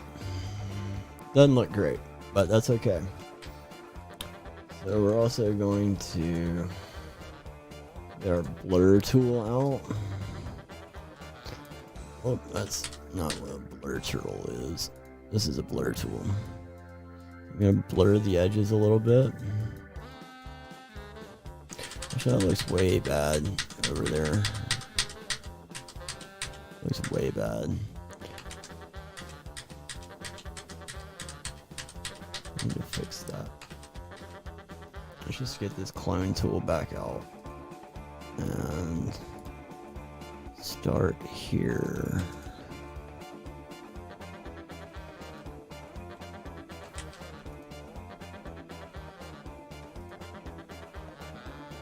That looks better.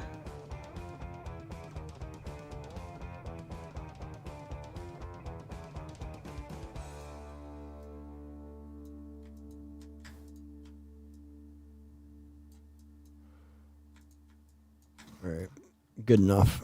Now we can take the blur tool and blur all that. Blur the outside edges a little bit. Now we can take it and we can transform it and warp it. So we can make it fit a little bit better.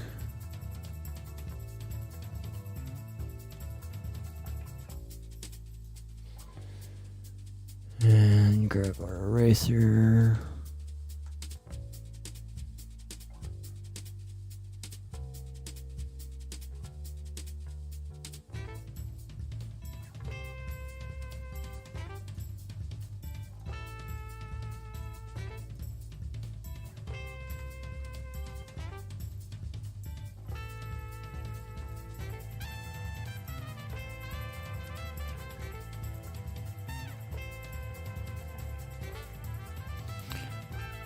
I don't know why that texture is so bad there, but we need to like do something about this texture.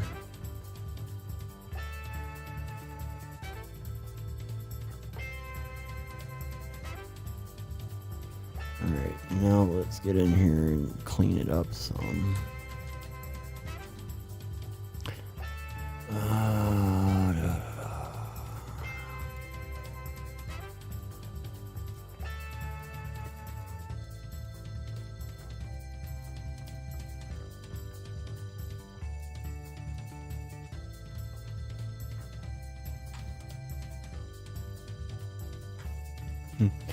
Bad Photoshop. There you go.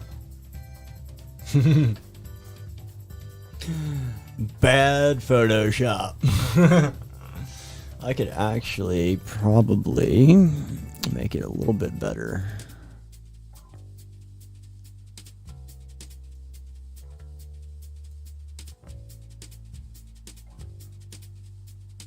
Like that. And then I came in here like this, and I came in there and I went to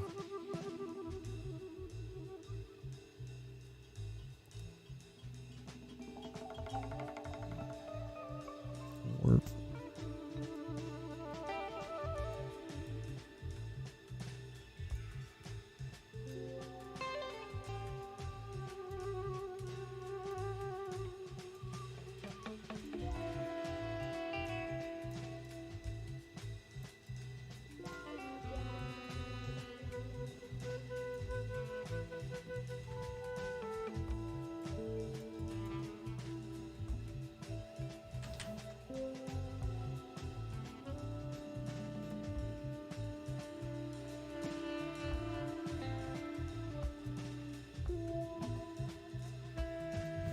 The most unnatural looking thing ever.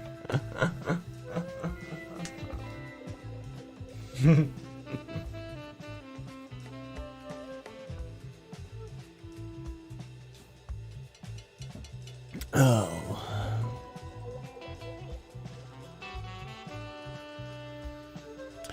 Anyway.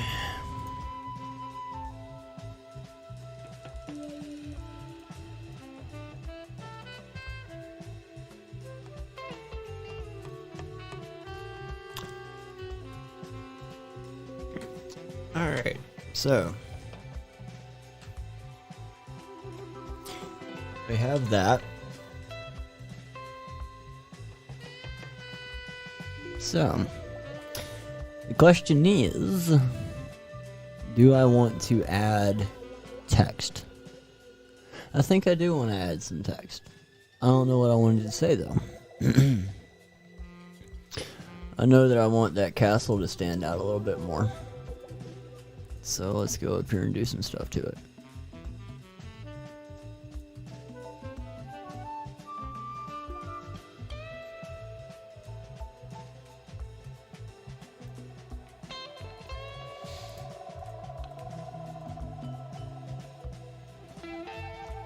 Boom. Alright, so what shall we say? That's always the tough one.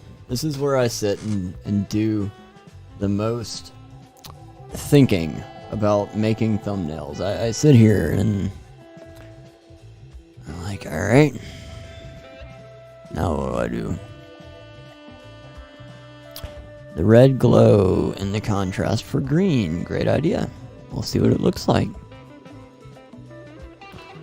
Overglow. Boom. As red can be.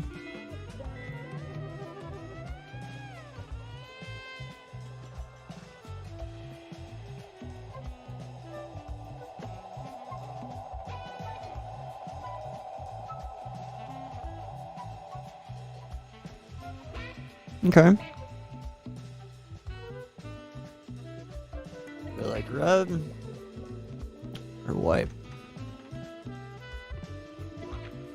Red or white. Red or white. Or green for that matter. No, not green. Anything but green. Ah, humbug. That red. That's what it is. That's what we need. We need the color of the snow. This darker snow.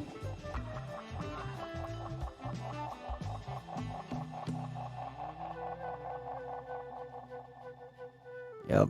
I think the darker colored snow is where it's at. It's just enough to be subtle.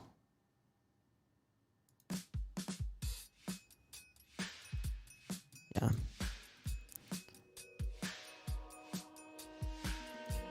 It's just like anything. We could try it and see what happens. And if we don't like it, then we can move along.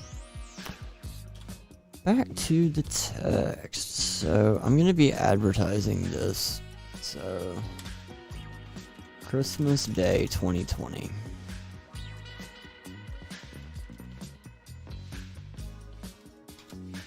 $2021. God, I just did that. 2021 live.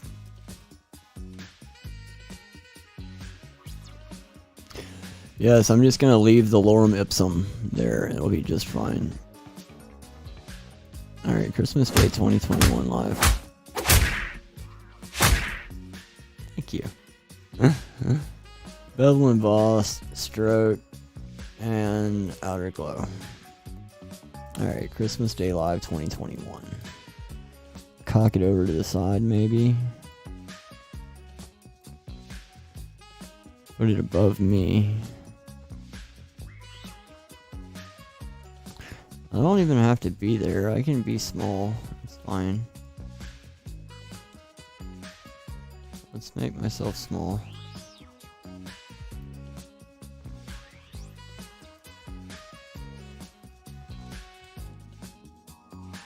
That in there.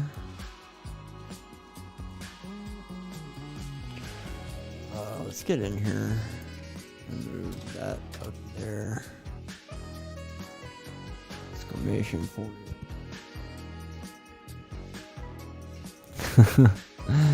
Good, you're not the only one getting that tonight. Alright, Christmas Day Live 2021. Okay. So here comes a fun part. look for a snow gradient. I'm not going to show you this window though. I don't think. Right, give me just a second here.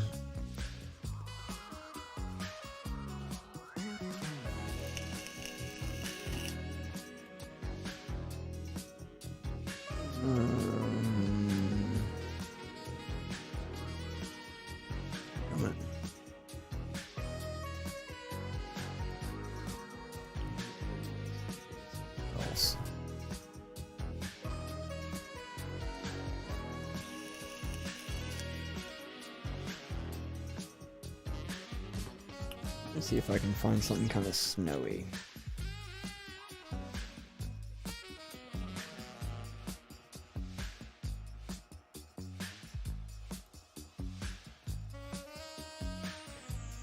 Why is it being silly and not showing me any fonts? Snow. What the heck?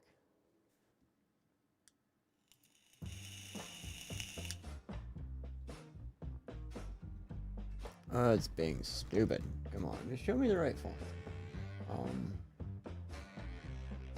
All fonts. Alright, let's start looking for fonts.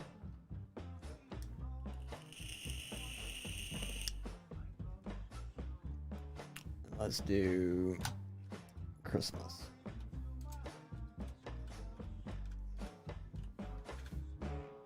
Let's find something that looks Christmassy.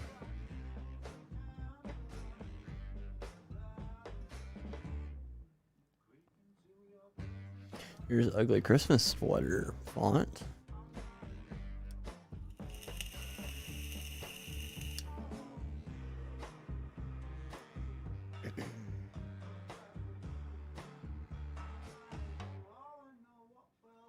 I was looking something with like some snow caps on it.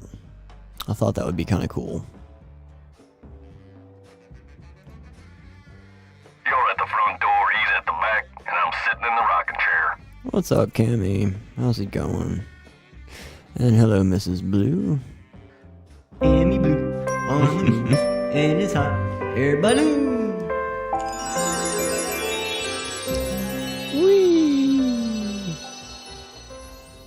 So I'm not saying anything there. Let me take a look for something else here. I want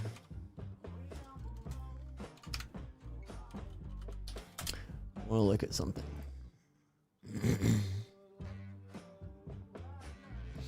So let's go over here and look for Christmas themes. Holidays, techno, gothic, basic scripting, holiday, Christmas.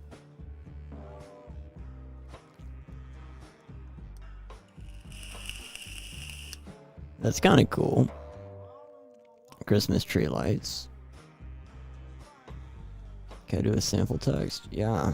I can do... I don't know. Z. Z? No. Redo. Redo.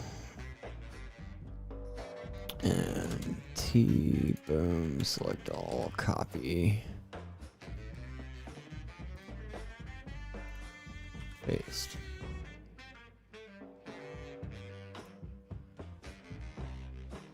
There we go. Use this site all the time. Do I want the text obscuring the logo? The logo. No, I do not. But I do want to get the font, and then I can start moving stuff around. Like this right here, this snow caps. I kind of wanted to see what this is all about. So let's see what the licensing looks like. Mic check 1 2.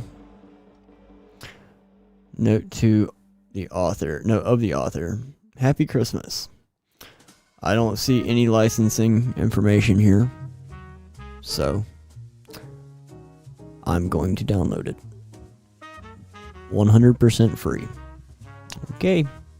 I will take its word for it. So I'm going to save it to my downloads. Boom. Boom. If y'all don't know how to install a font, today's your day. So you go here, you unzip it with 7-zip, extract, like that. You double click, and there it is, the TTF. You double click it, and then you hit install. There you go. Now it's installed. Take note of it. It's PWJoy. Alright. Let's get out of that. Go back over here. Open up Photoshop. Let's get back into our text. Select all. And we'll go over here and we'll find PWJoy.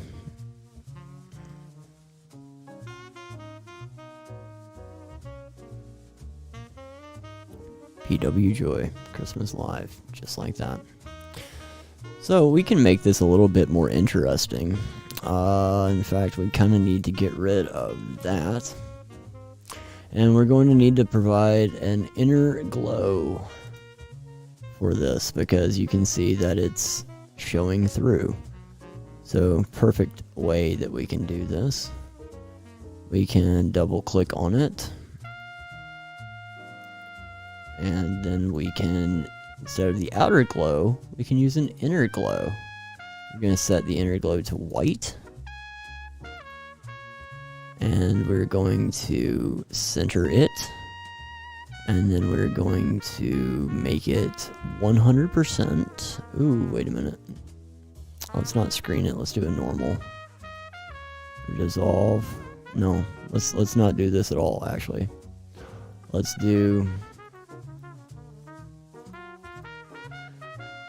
How do I want to do this? I don't want to do it manually. Although I very well could.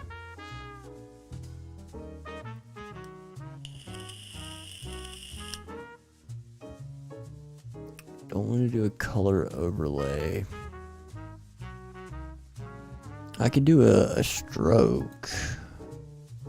What if I did a stroke of white inside?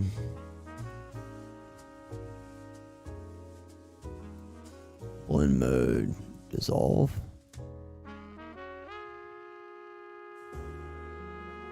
Why is this being this way? Outside, normal. Oh, it's being crazy. Opacity, there we go. That's what I wanted. So make this centered. Opacity all the way.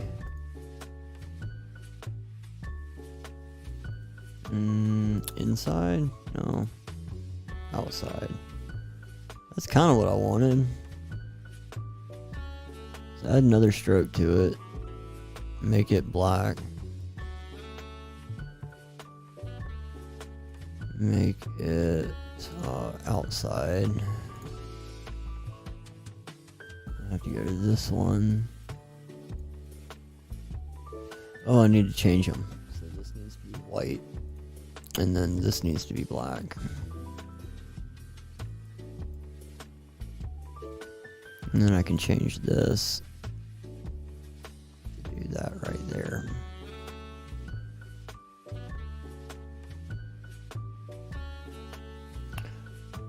And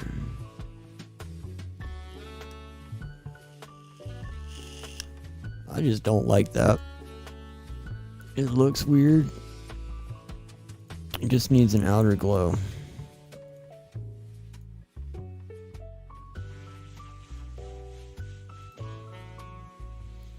So all it needs is just an outer glow. And it needs a stroke around it. God. Chat, knocked myself out of the live stream. At least made yours more money watching 2 ads. Oh my goodness. Thank you. Your toilet's having a hard time flushing. Oh no. Alright. So, I guess, like, I wanted the snow caps, but if I can't have the snow caps, then what if I take off the Bevel Emboss? No, I want the Bevel Emboss. Glitter. Yeah. I could do glitter, actually.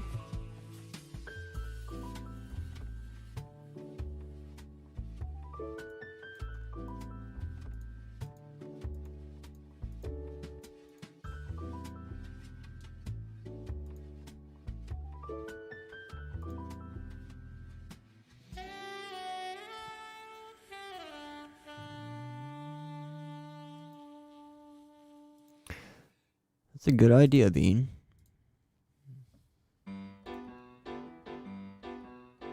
That's a good idea, Bean.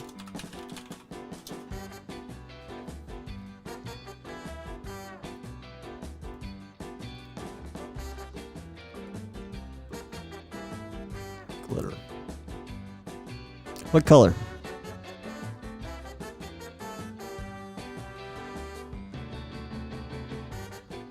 Green.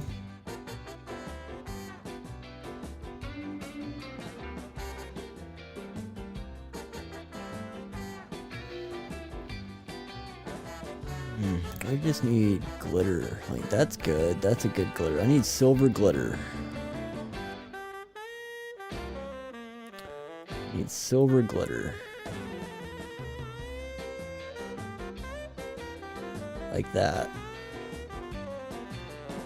But crisp. Not out of focus. I need crisp silver glitter.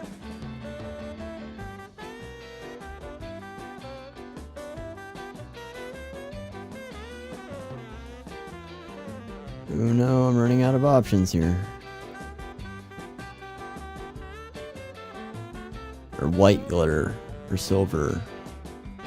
The blue's not bad, but I don't want that. Purple.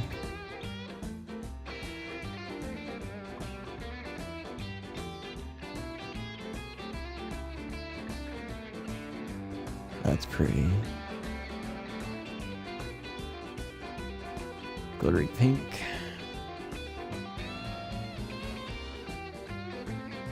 Gotta run to the gas station. Alright, bro. I'll see you when you come back. That's pretty. It's not quite what I want, but it's pretty. Silver glitter.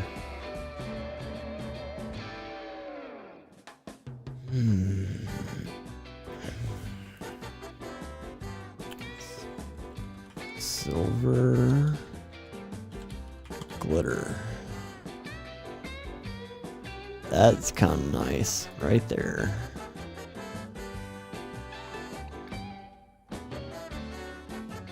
That's nice. Let's download this and see what it looks like.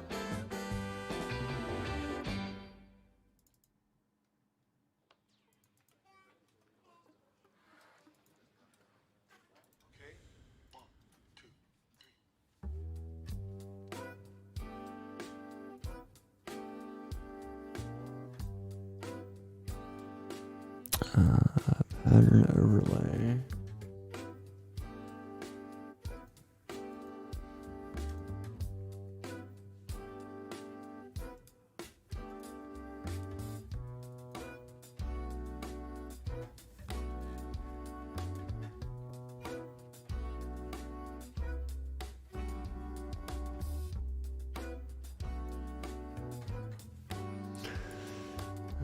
Okay, here it is. Oh,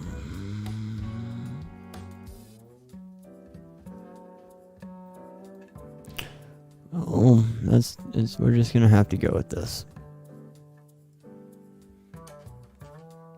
It's kind of shimmery.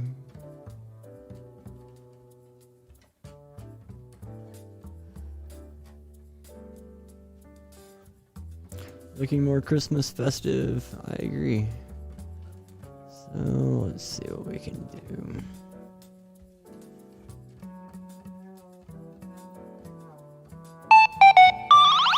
Welcome back.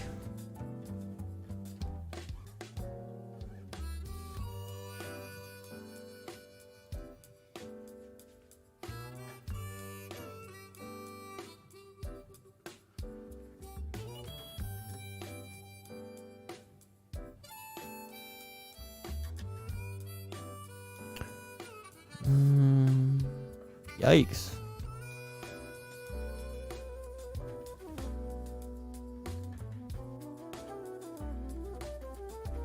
I don't even know what I did. Let's turn that off.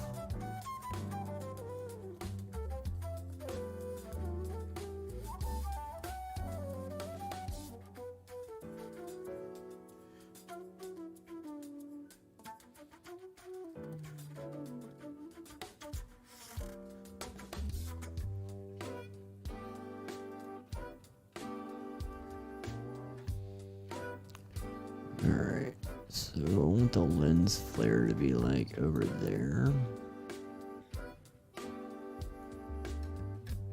Why is there no lens flare? I didn't even see it. Filter, lens flare. Filter. Stylize. Oh. Lens flare. So, make it big. Make it small. Oh, okay. I see what's happening. Do it like that.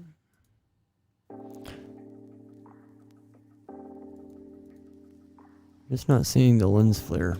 Oh well. Well, let's put this in position anyhow. And figure out what we're going to do with it from there.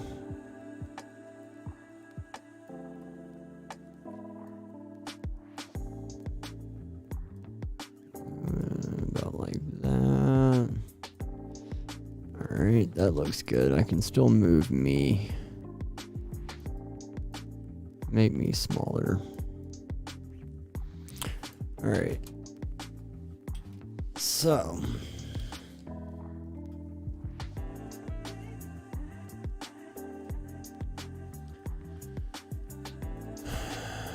Now what? I can't see that behind. It's still not. I need the drop shadow.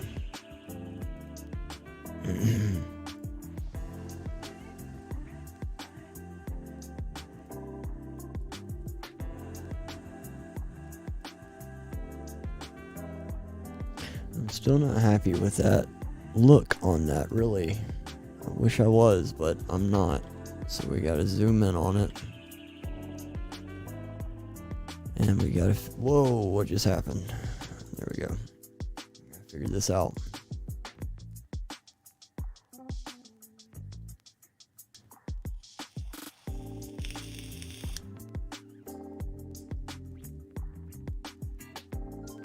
Okay, so here we go. Paint bucket. I'm gonna zoom all the way up in here.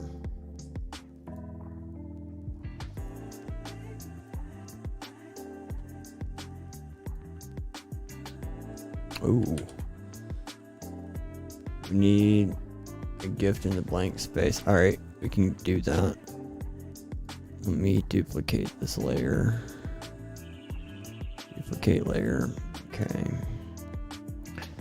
And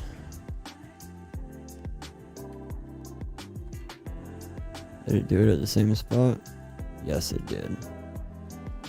Alright, so this one here.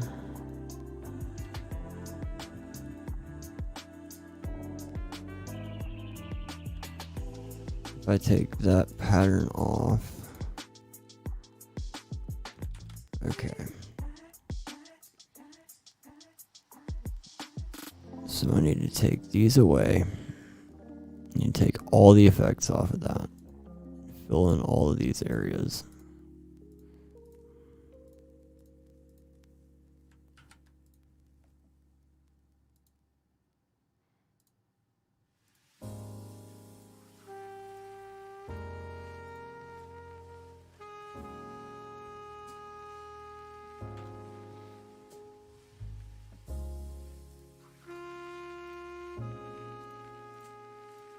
Alright, so I got all those filled in.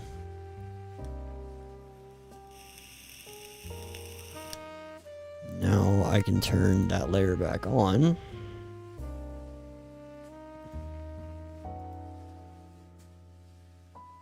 And see what's going on here. So the outer glow, that's not it. The drop shadow It's the drop shadow that did it.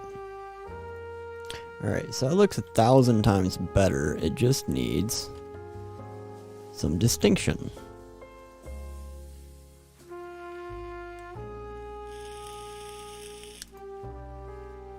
So what if I put an outside stroke on it?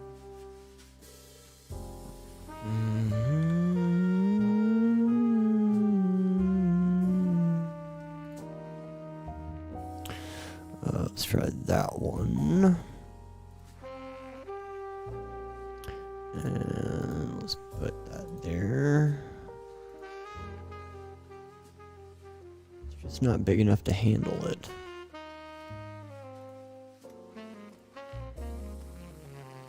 But that is...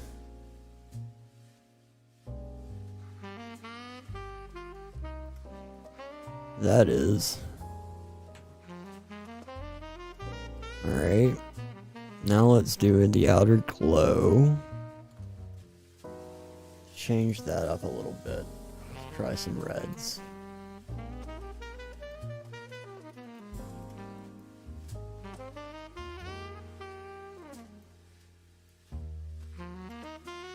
Alright, let's try some greens. Back to the blues. Yep, it's blue. Blue is definitely where it needs to be at. So let me move this out of the way.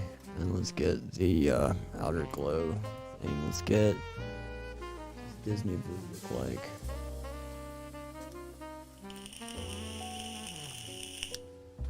That right there. That's what we need. And a little bit brighter. So brighten it up just a hair.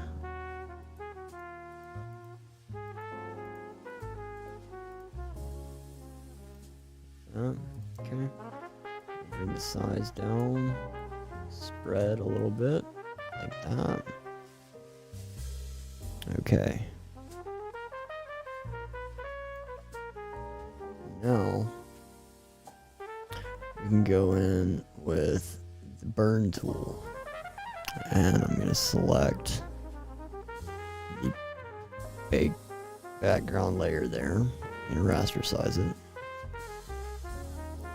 Got a fairly big brush here, but I'm going to make it a little bit bigger, I think. I've got the burn tool. We're going to go with the shadows. And I'm going to put the exposure down to like 10%. No, I'm going to do like 15%. I'm going to go and I'm going to burn this in on the back. So here we go.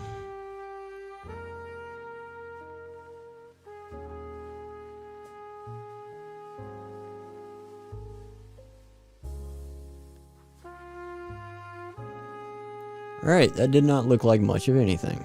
However, watch and wait, it'll be good.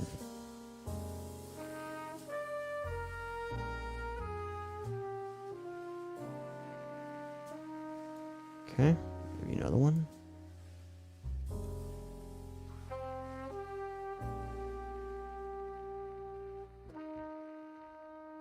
Okay, keep going.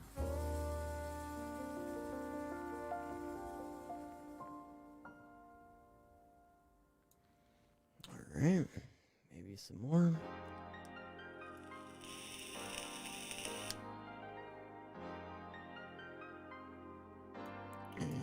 Okay.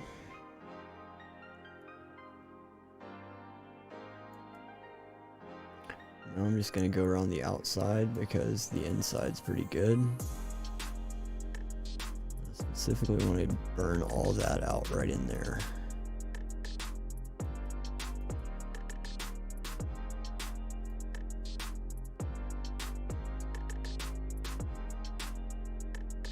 So just to show you an exaggeration, I'll put this at like 80%.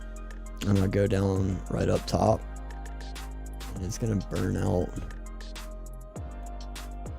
Like what I'm doing, I'm just darkening areas of the photo. So maybe that's a good one. See what you see right here in the middle of the plank of wood? I'll burn it out really heavily and show you what happens.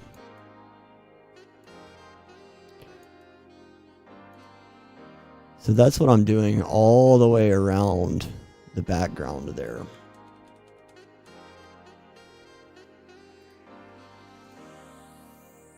I'm just making it darker around like that area right in there. I can make that really dark so that you get more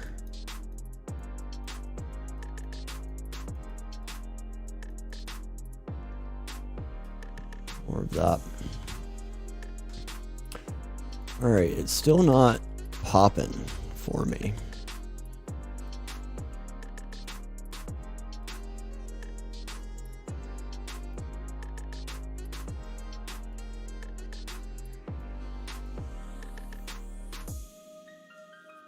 I'm doing that on the photo behind the text. So I'm doing it on this layer. Oh, you're very welcome. Yeah, I'm doing it on that layer. So if I remove the text, then you'll see it looks really nasty up underneath there.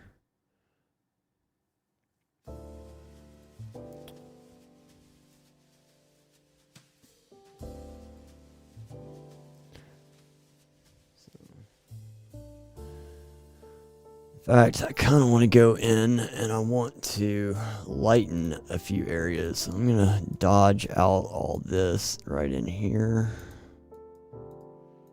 There's nothing wrong with all that.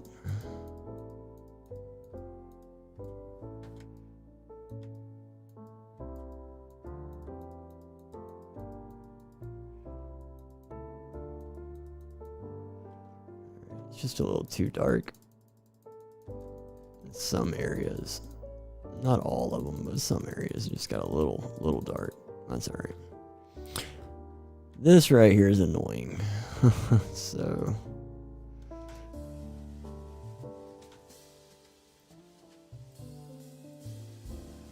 let's go with the highlights now.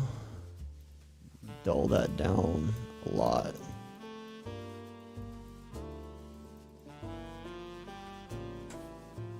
There you go. A blur effect, would that help? Probably.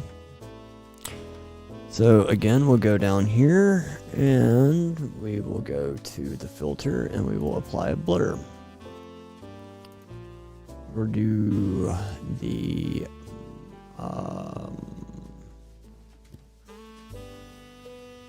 lens blur.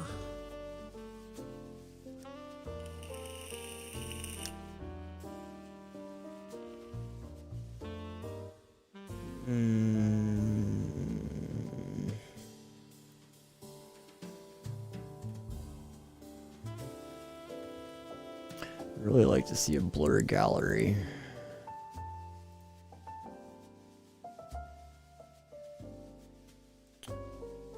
Average blur. No. No.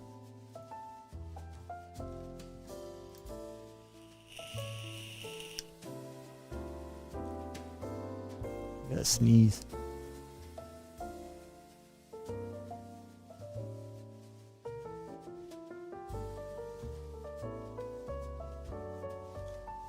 Oh, that was fun.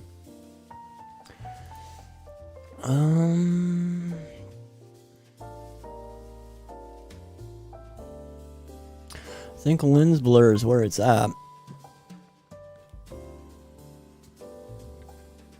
I just gotta figure out. Okay, here we go. So I can just blur it as much as I want to right here.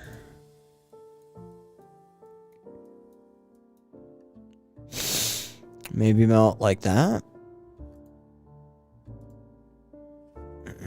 Thank you.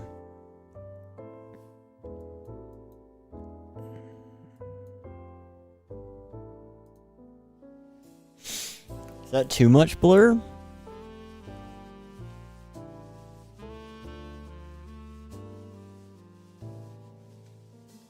I think that might be a little too much.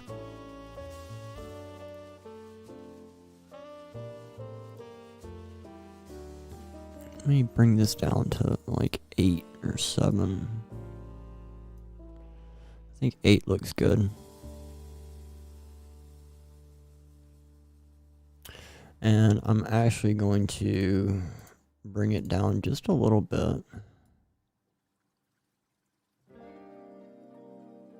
A little bit. Like that.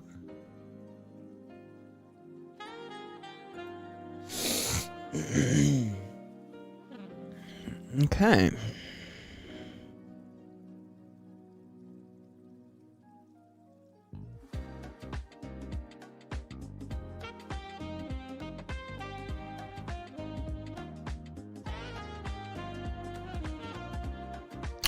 I've got ideas here.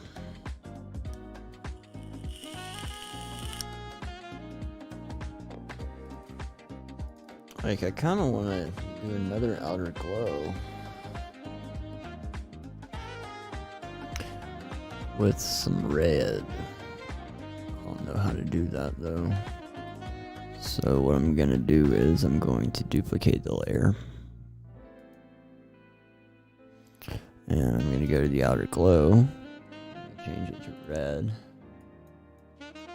like that. And then I'm going to do something like this.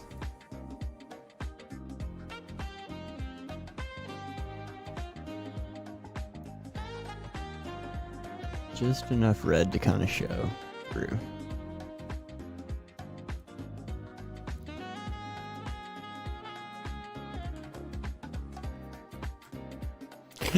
Yeah, that little bit of red right there with that white. Did it hurt? Good thing I was sitting down. Yes. That little bit of red made it happen right there for me. I like that little bit of red. Just that little touch.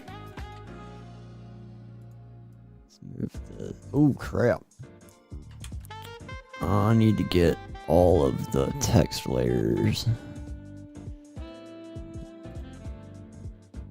merged. Down just a little bit. There we go. Okay, so now we need something in this area. Almost pink. Yeah, almost pink. It is. It's like a gradient.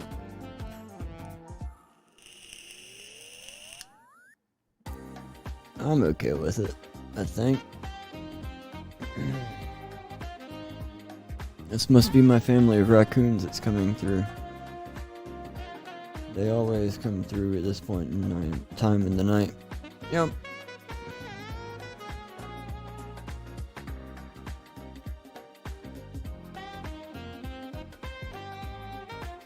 Alright, what else can we do?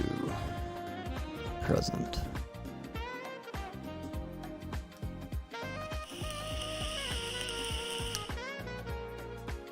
Do we need a present there?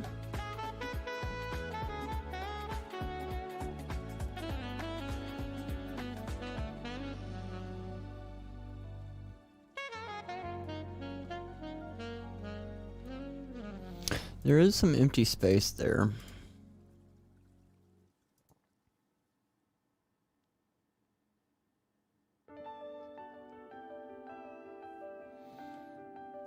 So I was thinking about putting the date there, but maybe not. Maybe a Christmas tree. Let's see if there's a Christmas tree.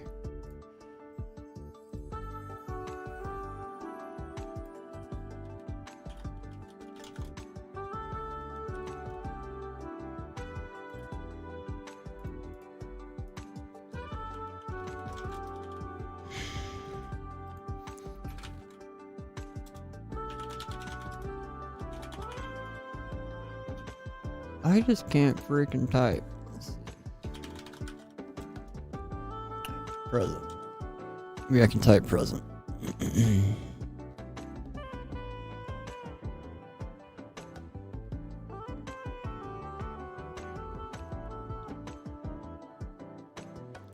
Like that. blue one. Here we go.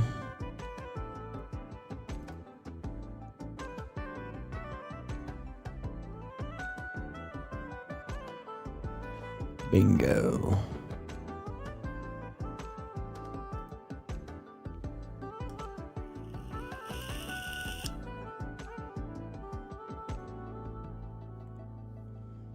I like that one. And I like this one. Let's go with this one. So we're going to download this.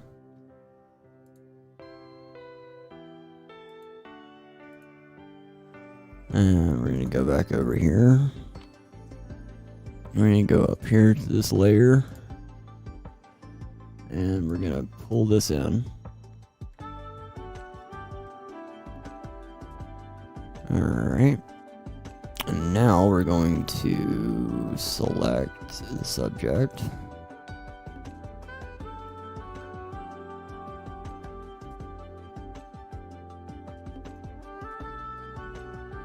Make sure we've got everything here. Everything all the way down. Hey Jake! What's up, man? Welcome, welcome.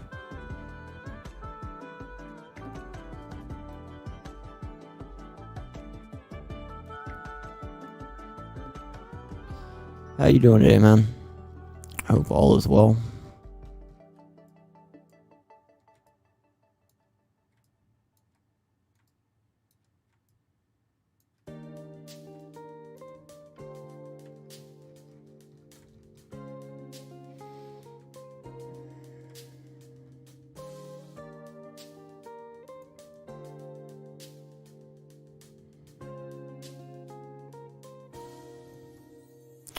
Doing good. Yeah, I'm doing good. Alright, so let's select and mask that.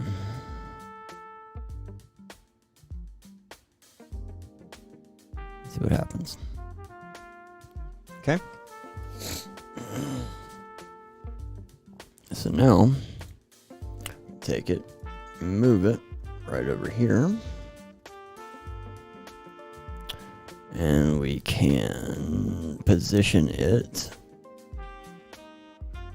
down here behind most of everything. Make it bigger. Rotate it to hide our sins.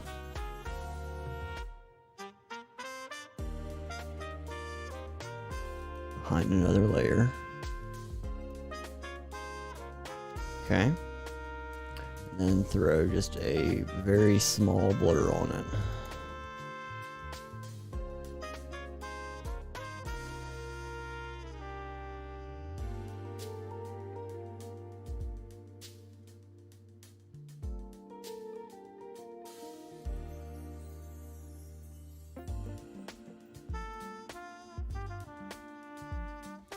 And then we're going to darken it a little bit.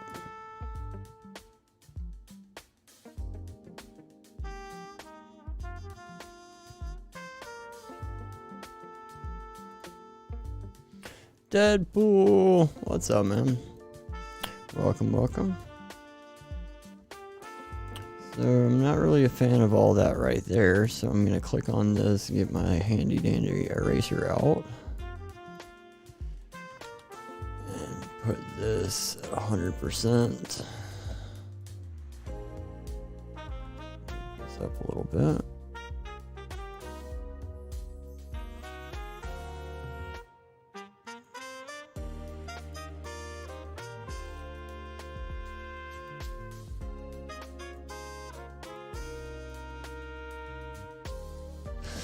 Now we'll take this and smudge it a little bit. Right in there, just kind of soften that edge.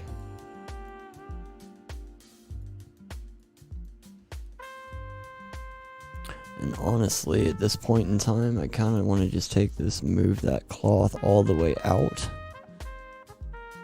Move that all the way up.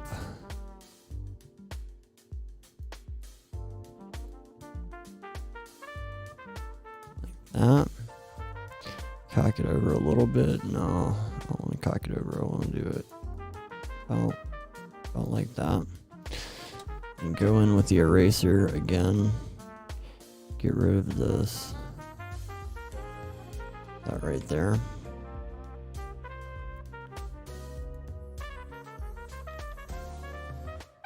And get this, make a line. Move it over. And chop it off. Alright.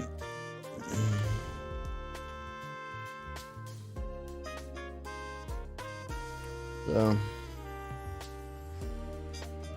move it over to the right just a touch. Don't care about that little thing. Deselect. Make it a little bit bigger.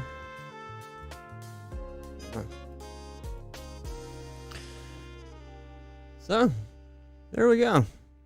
We just made thumbnail. Mostly good your weekend was. That's good. All buffering must be caught the Australia thing. Oh no. Yeah, this is Photoshop. For sure.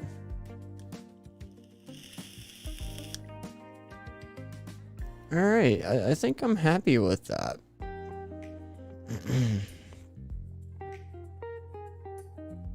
I think I'm happy with that. The good old Photoshop. Normally I would not spend way much or this much time on a thumbnail, but this one's worth it.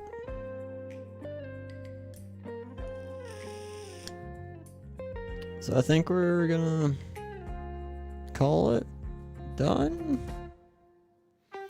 Or should I put, see, this is the hard part. Like, I want to put all day right down here in the lower, like over this present, like all day or something like that.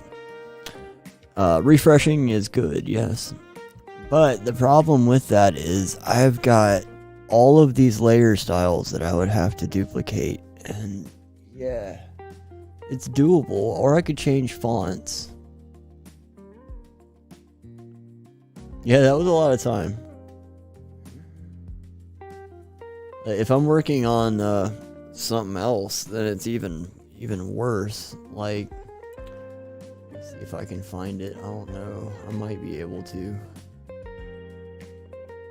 Let's see if it's even on this hard drive. I'm not sure. Let's see. Photoshop saves. Where are my Photoshop saves?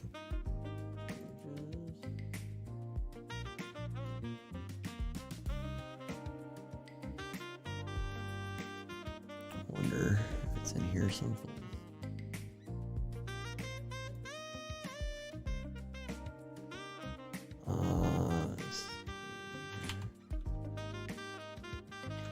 Nope, don't see it in there. See if I can find it. I want to show you all this picture I did.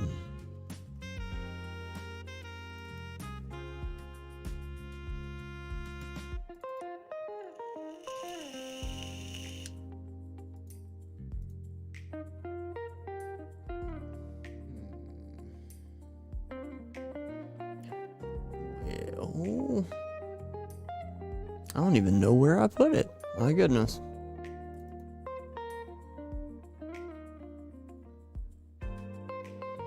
I wonder if it's in my Creative Cloud. Surely it is.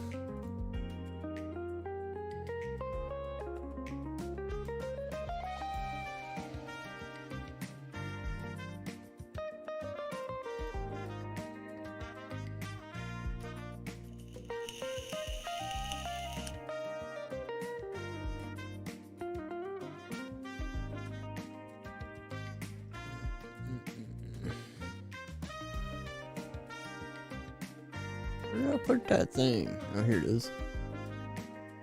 Here it is.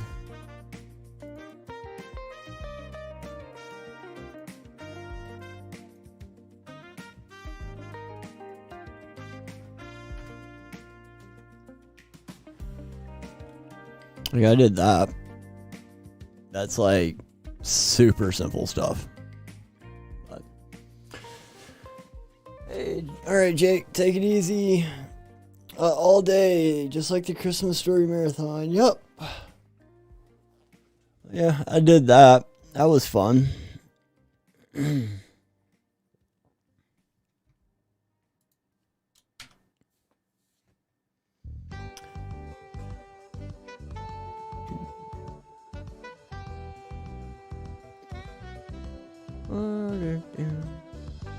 So here's a preview of something. If I'm not gonna get to do it this year, I mean, unless something happens, I'm not gonna get to do it. But if it ever happens, I made this.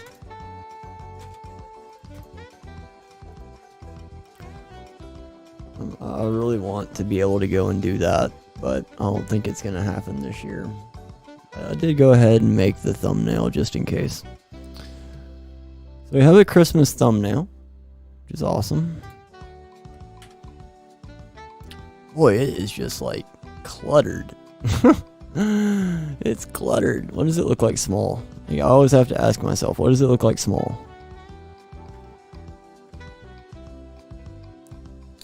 That one took it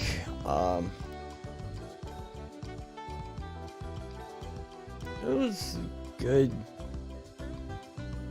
couple of hours. Yeah, it was a good couple of hours. I had to do lots of repair work, and I had to do lots of work on the background and everything I just did, like contrasting layers and stuff. Oh, dude, we have a great zoo.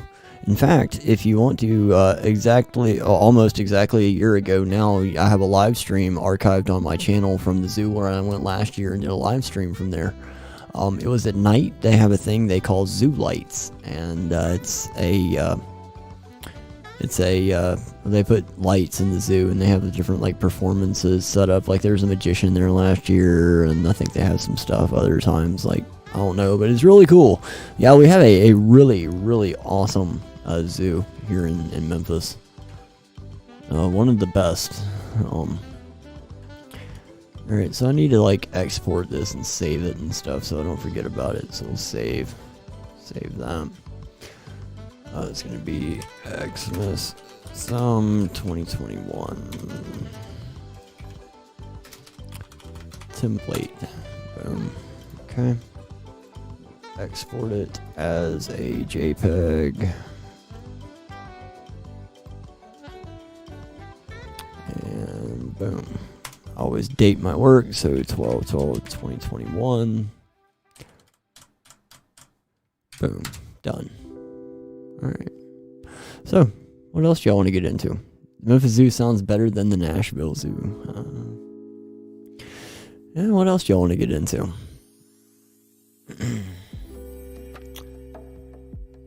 I don't like how all the files are the Photoshop thumbnail, though. I don't like how all the files are the PS thumbnail, though. Oh! I see what you're saying. So if I go into here and I go into Photoshop folder,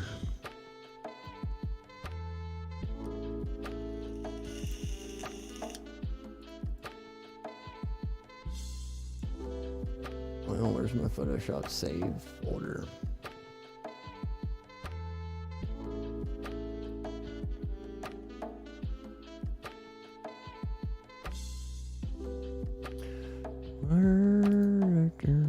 Save as, save on your computer, so thumbs extra, that's where it's saving stuff.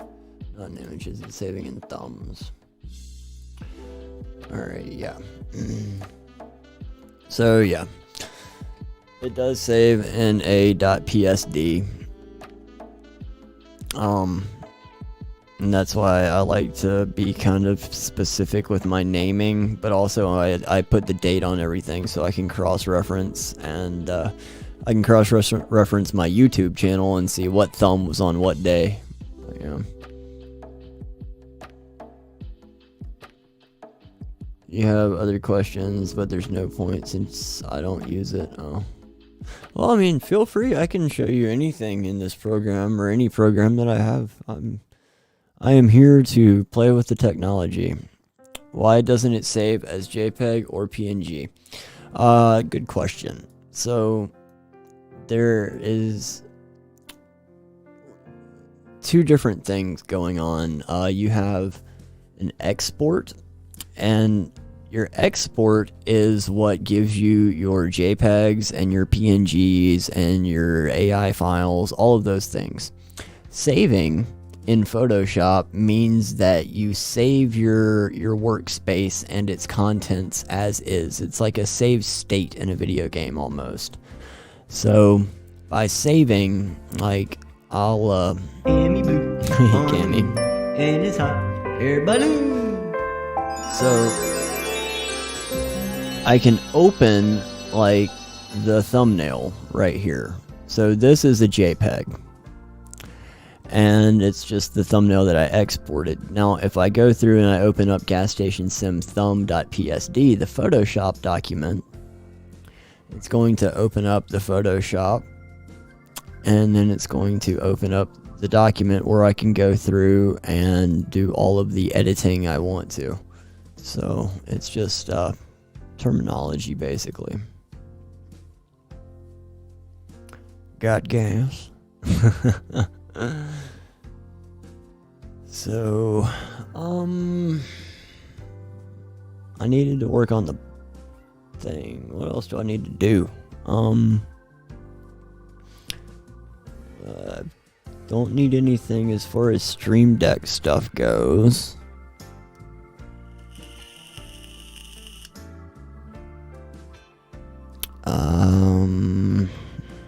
Yeah, I could get creative with other stuff. The stream is pretty much set. Like, I pretty much got everything lined up the way it should be. I don't think I need any more scenes or any editing to OBS, but I'm more than happy to answer any OBS questions or anything else.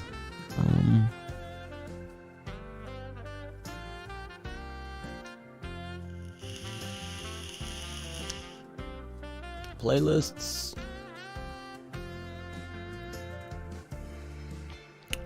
I've got a ton of them.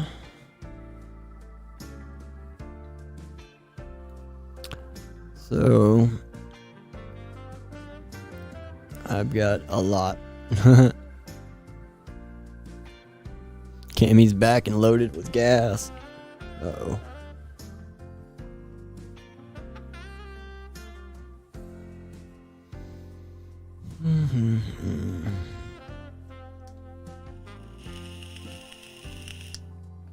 I can work on the bot.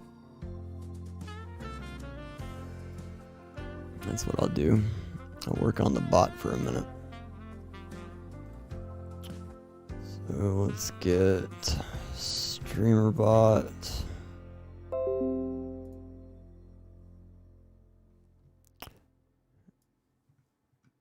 And let's get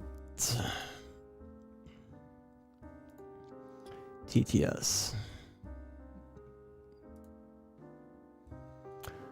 We're gonna work on streamer bot and TTS. So I'm gonna go through, I'm gonna look at my actions. I'm going to delete this action. Yes. I'm going to delete this action. Yes. Hold on. Unhandled exception. If you click continue, the application will ignore the error. Quit. Alright. Let's get it back.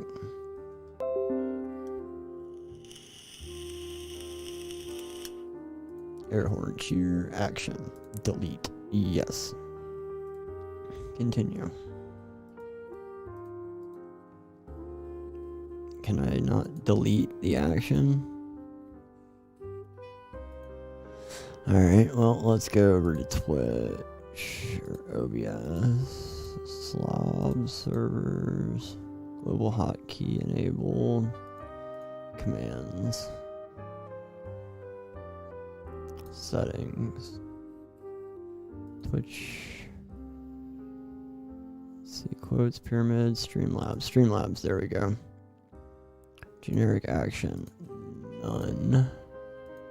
Settings, alright. It is rotating through every sound effect that I do. Yep. Alright, so the generic action is going to be none. So I go back over to actions. And I need to perhaps enable it. Enable it. And enable it. And then can I delete them from here? Delete. Yes. Face cam. Delete. Yes. Air horn cheer. Delete. Yes. Details. What's the problem here? Why won't it delete?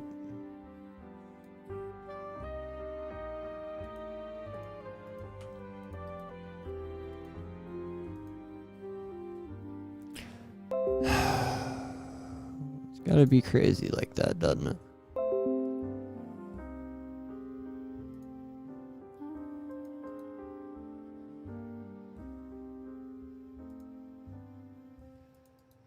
So we'll enable this. Air horn cheer. We'll edit the event. Take concurrent off. And delete the event. No. Is this slobs? No, this is streamer.bot.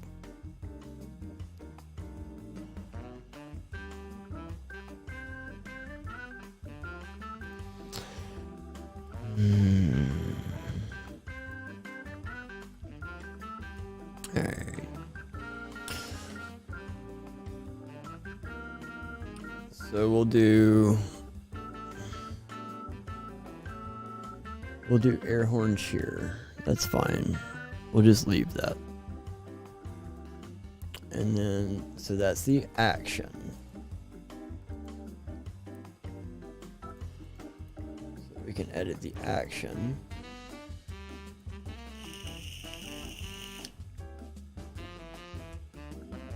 Folder containing.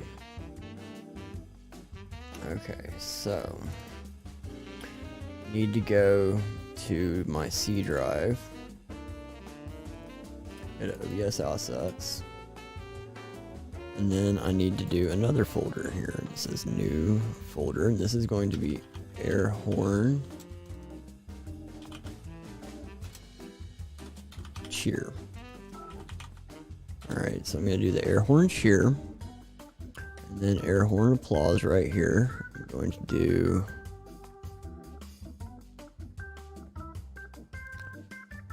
air horn applause. I'm going to copy this file. I'm going to do air horn cheer, and I'm going to paste the file in there. Now I'm going to go into C drive, OBS assets, and air horn cheer, and hit OK. Okay. So now it only has one thing listed here instead of all of them. Alright, so air horn applause. Boom. That means I can go back over here to OBS, slobs, Twitch, actions. Where is it? Commands? No. Toggle face cam off. No. Toggle cam off. Voice of wit is on. La cucaracha, indeed. If I go to, here it is, events, on a follow, you'll get the air horn cheer.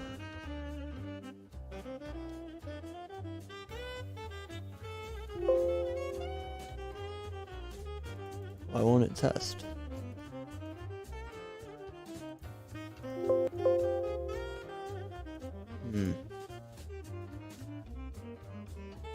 Okay, let's save. Then we'll do air horn cheer. Why won't it do? That's weird. Oh, I have to enable it. Enable. Okay. So now I go back to settings.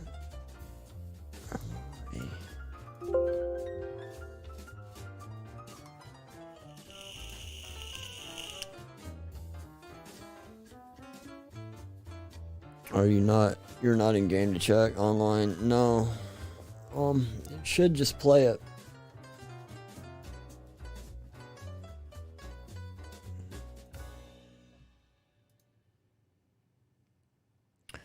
But I'll try.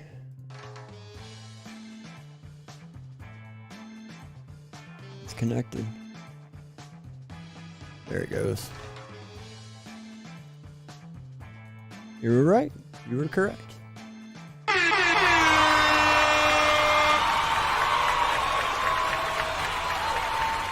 Alright, so that is for a follow.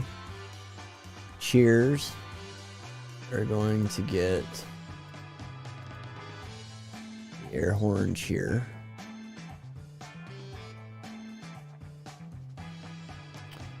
Subs. We're going to get the air horn cheer.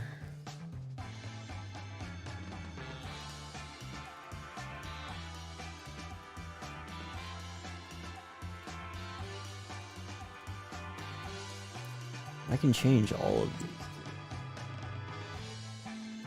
Resubs. Air horn cheer. Air horn cheer. Alright, gift subs. Air horn cheer.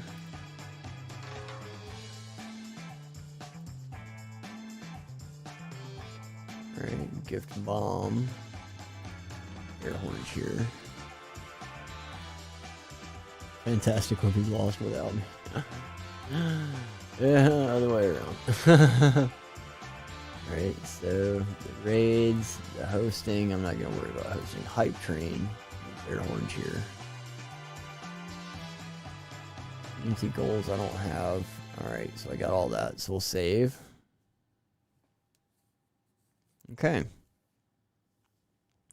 So that should be good now. There's not a good way that I can set up the on-screen stuff. I'm sure I've got the action set up for you here.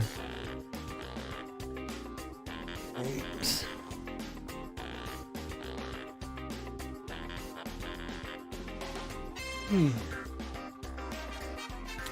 Well, that's done. TTS is working, so that's good.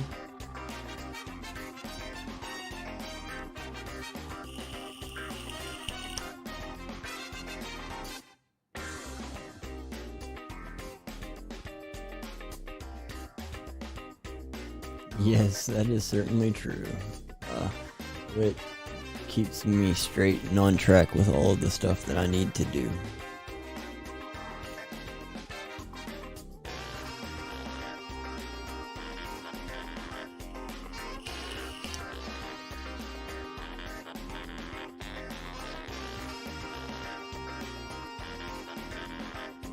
I guess that's about it.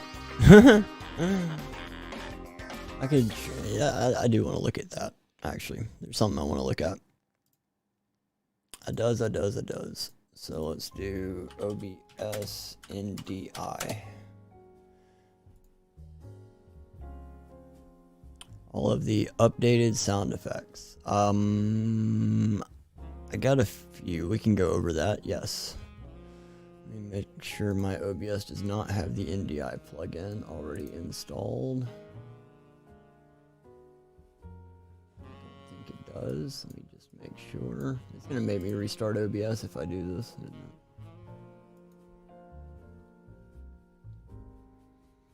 it? See installation instructions on the download page. Alright, what is the download page installation instructions?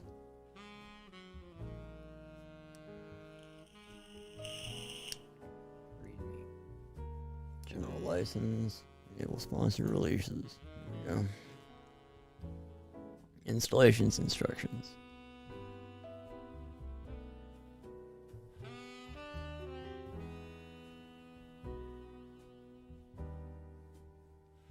Installer. I wonder if it's gonna make me reboot OBS.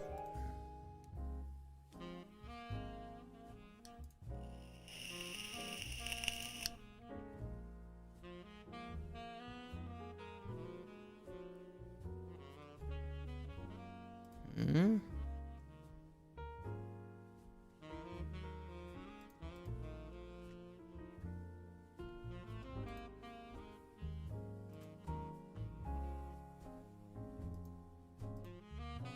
Okay.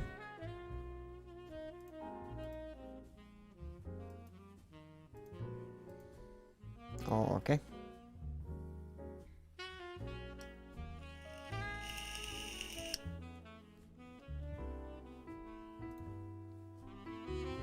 Well, I wonder. Yeah, it's gonna make me restart OBS to use it. It sure is. Alright, so sound effects. Let's work on those. Who needs or wants a sound effect? Should we update the socials to include Twitch? I think we should.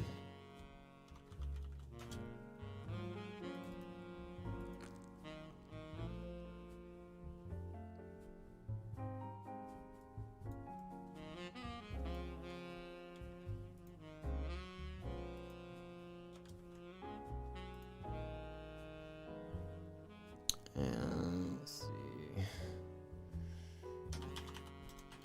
Twitch. That TV/backseat girl, is that it? Where's my Twitch?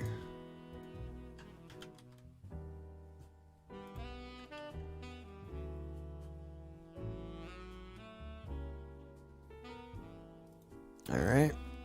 That one's done. Do I really want that? That's what it looks like.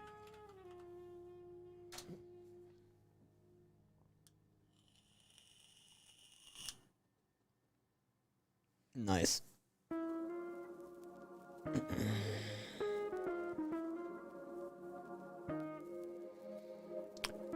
That works. Alright. Twitter was a little bit late there. Twitter was a little bit late there. I don't want Twitter on there. I'll never use Twitter.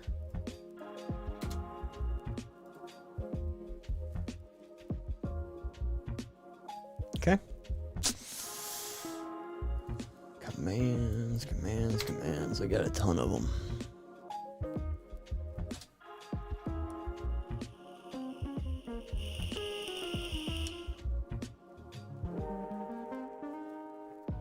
Take off what I don't. I don't use the avatars. I don't want to get rid of them. I think I'll just disable them. I don't use avatar. I don't use barb. I do have the camera, exclamation point camera. Closed queue, no, we don't need that. Dumbass will keep. Fun points, how.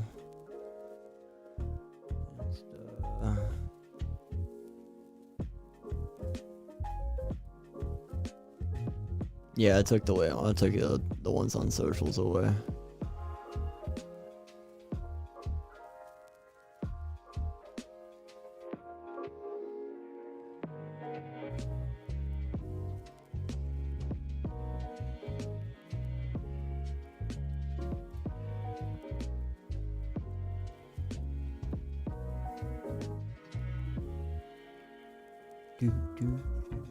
Alright. Sound effects. Let me get on Discord and see if I've missed anybody.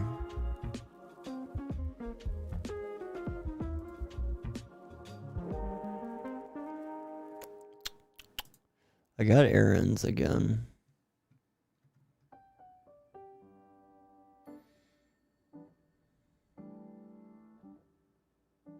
Sound files.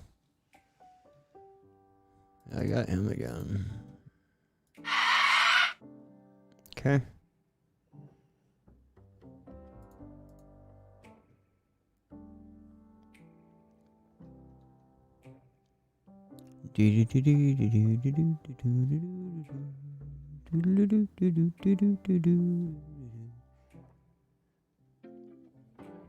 Yeah, that's true. About CTA. Hey, Fiend, what's up, brother? How are you? Welcome to the stream. Hope you're doing well. Oh, tomorrow will be Monday, huh? Tomorrow will be Monday. Good old Monday. What other kind of geeky stuff can we get into? Trying to think if there's anything I can do on my stream deck to make my life easier. I really don't think there is.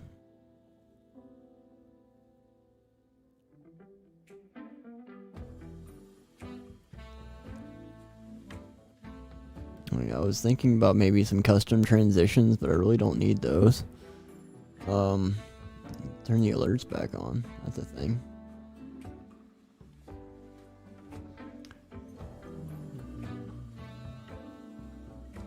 I don't need any like crazy tickers or anything across the top of the screen. Back of the screen. We can work on the Jackbox thing.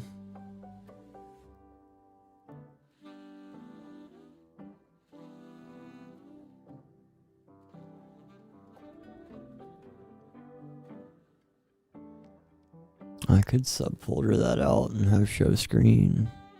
But I don't want to do that either. It's easier to do it this way.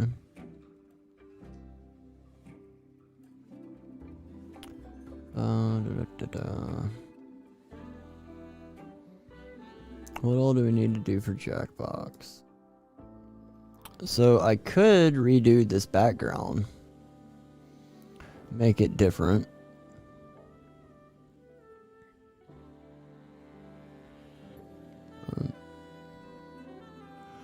I don't know. I think it's okay how it is. I've always gone back and forth. I flip-flopped between having a background and having everything like framed in like it is here, or having the game take up the entire screen.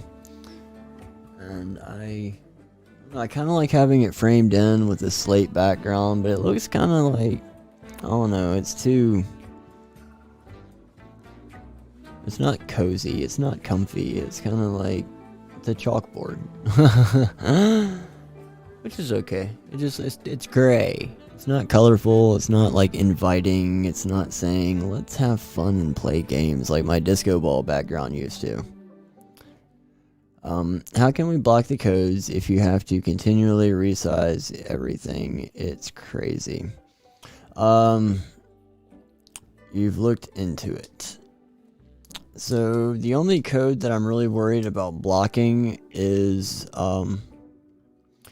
the initial code, and then of course on the earwax game. I've disabled the audience on most of it, or actually on all of them. So by disabling the audience, even if they get the code after we've started the game, there's no way that they can join in. I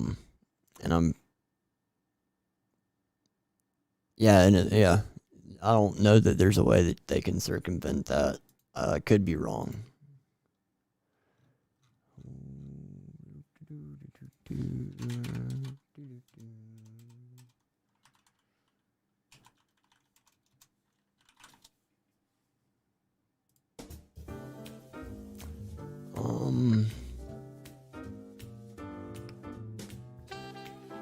I would kind of let's launch.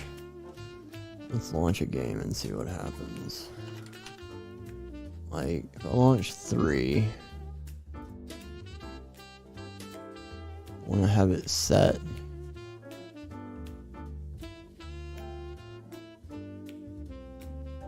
See, I don't know why it does that.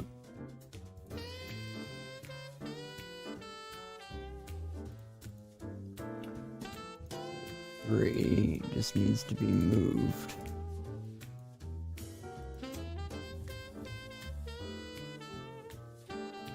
back over here. So is it Jackbox as a whole? I am so confused. Alright, so let's just reset. Transform. Reset the transform of that. Okay.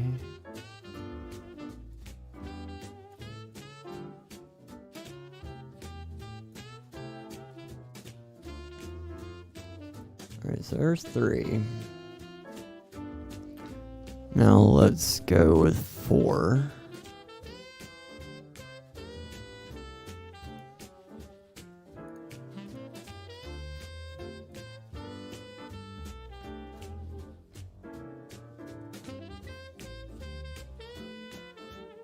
Why isn't it hooking 4?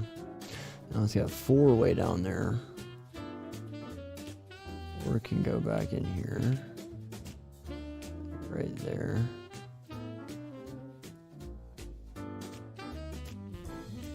Alright, that's 4. Now let's do 5.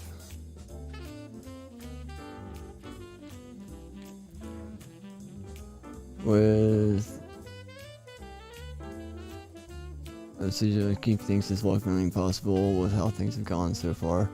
Any idea on average frame rate you run my game at? I don't know. I can find out though. So what's the NVIDIA overlay? N O. Oh.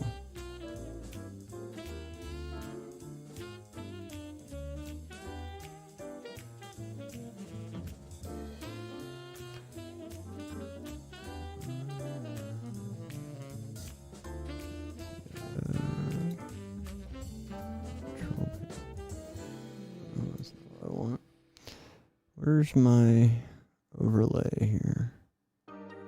My FPS or something.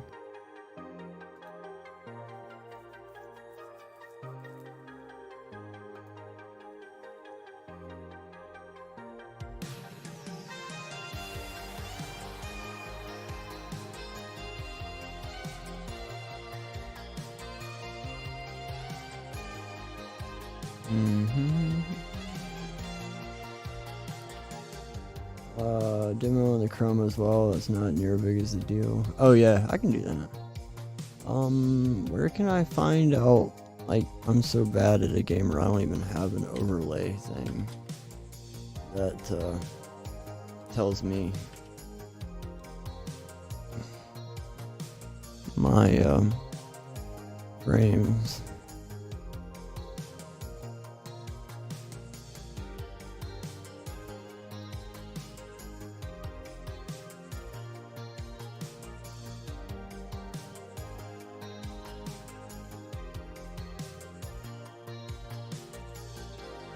Overlay, there we go. Control O.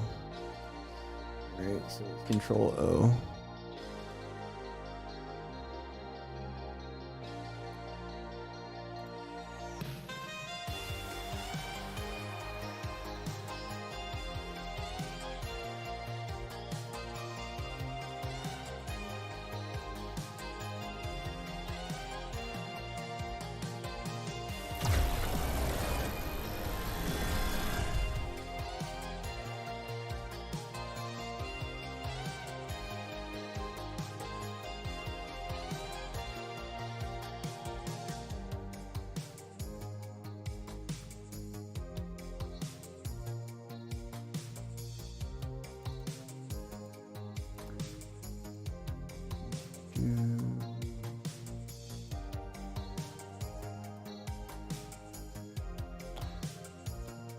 Alright, and it's Control O.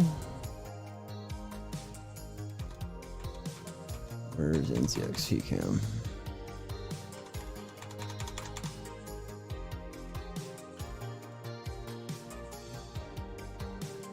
I'm curious now.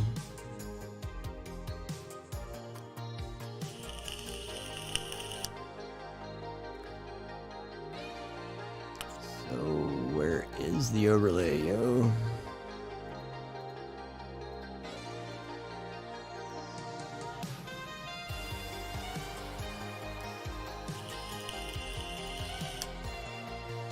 Control O. I don't see it anywhere.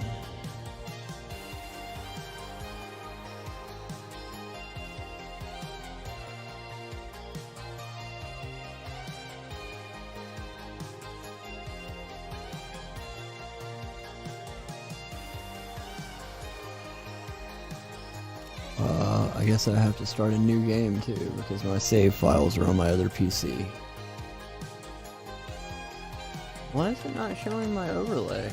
It's not showing me an overlay at all. Let me see if I can figure this out.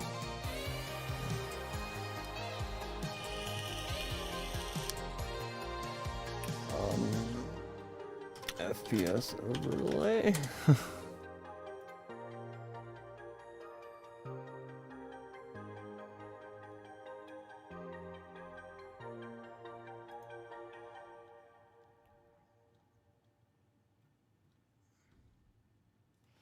Do I not have any NVIDIA things that tell me any of these things?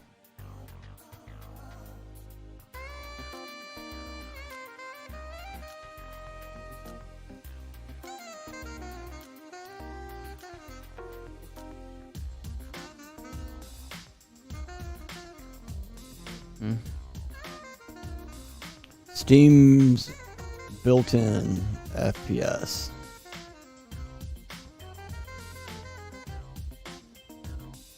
Probably because I don't have GeForce Center or whatever it is.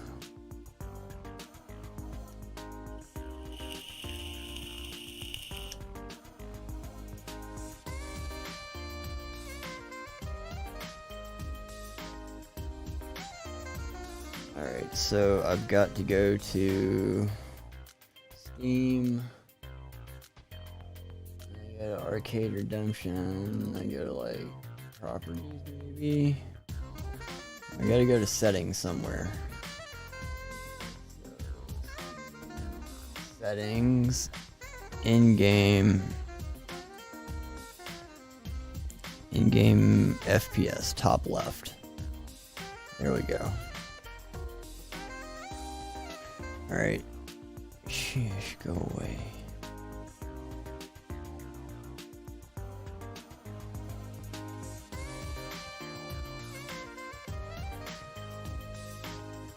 Alright. Let me turn these alerts off. It's running at 60 right now.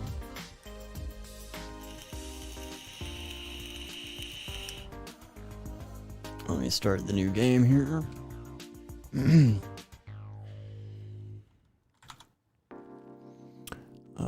Check. Yeah, I'm running at a constant 60. A consistent 60.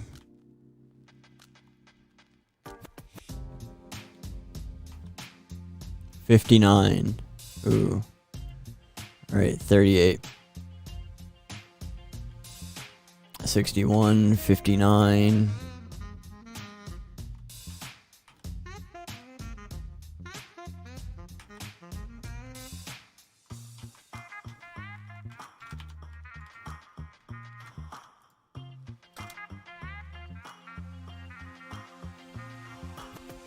$60.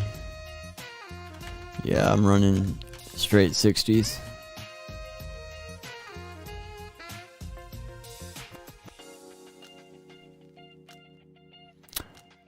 Yes, this is a EVGA GeForce RTX 2070 Super.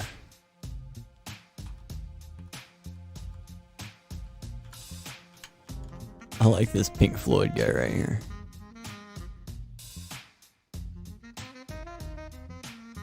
Hey, I got one.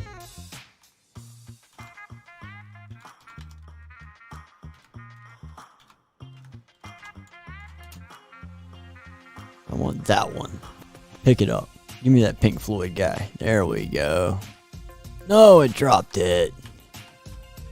Why did it drop it? Pick it up. Pick it up. Stay in there. There you go. Good alien. Oh, you piece of garbage. Oh. Get in there. Just knock it in. Oh. Just knock it in. Alright, let's go. Give me that. Thank you. I'm gonna need these. I'm gonna need that. Thanks. Preach. Let's get some coconuts. Get some coconuts. We need some coconuts. Coconuts are good. Give me that coconut. Give me that coconut. Yeah. Tickets to paradise, baby. Thank you. 175 tickets. Very nice. And some cash. Ola. Gotta have some cash to keep playing these games, so let's get that tenner right there. Ooh. Not a good spot. We got $1, maybe. Oh, right on. No problem, Game Tamer. I enjoy the game. Like, I honestly enjoy playing your game. I really do. There we go. $10, baby. Boom, shakalaka. Let's get some more $10. Let's get some more $10. Ooh, I might. Yeah. Alright, now let's go get some more $10.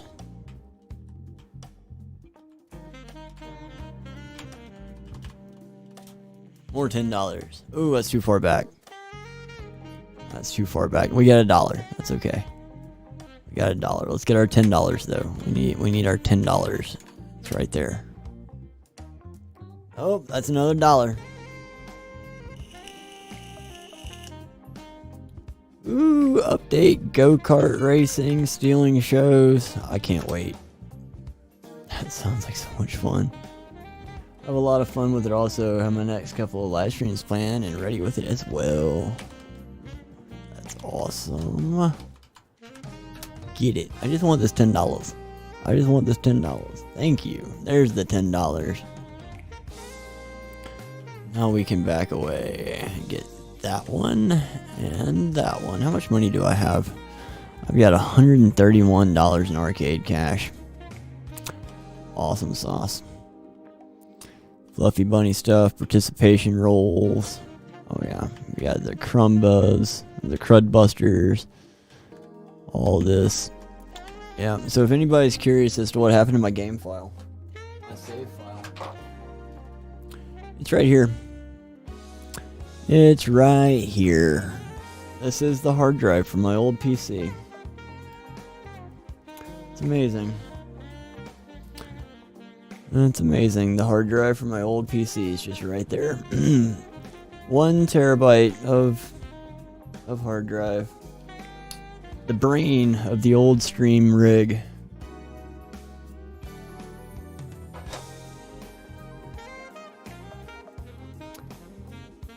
Alright. So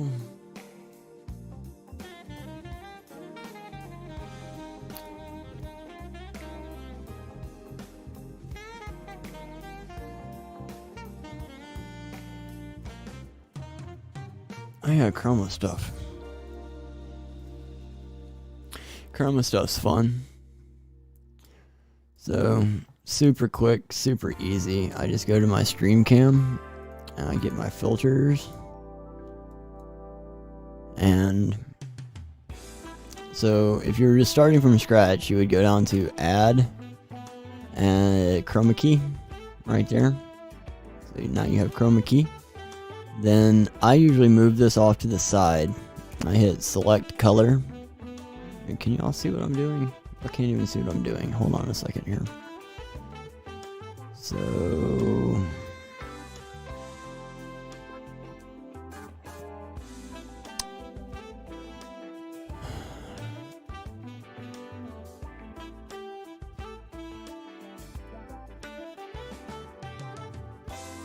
alright, so a million me's. So we've got this right here. I go down to this area right here and I find my stream cam. And then I go in here and I turn it on. And then I right click on it and I go to filters. And then I go back to that other screen so y'all can see what I'm doing. So now here we go. We have me and the filters. I got the chroma key. I just select the color. I move this over a little bit and there's a pick screen color. So I pick the screen color. I find somewhere close to my head or somewhere close to the chair. It's all about the same. And I click and I hit OK. And I move these sliders right here until everything looks good. So I start with the big one and I'll just move this over here. It's fine. Start with the big one and just move it until everything looks right. And the reason I do this way is because I've got another screen. Like I can show you. Like you see me moving that slider. So that's all I'm doing. Let me go to the actual scene with the camera in it. And you can see it happening a little bit better. So I can move it just about like right there. And this is where I really want to redo my walls because I've got all this stuff over here that's not ever going to be lit properly, just the way that the room is designed. I could try to move the camera, but that's a whole different story as well. So baby steps is what we're working on. Baby steps. I can adjust the smoothness a little bit, adjust it out a little bit, but we're good to go.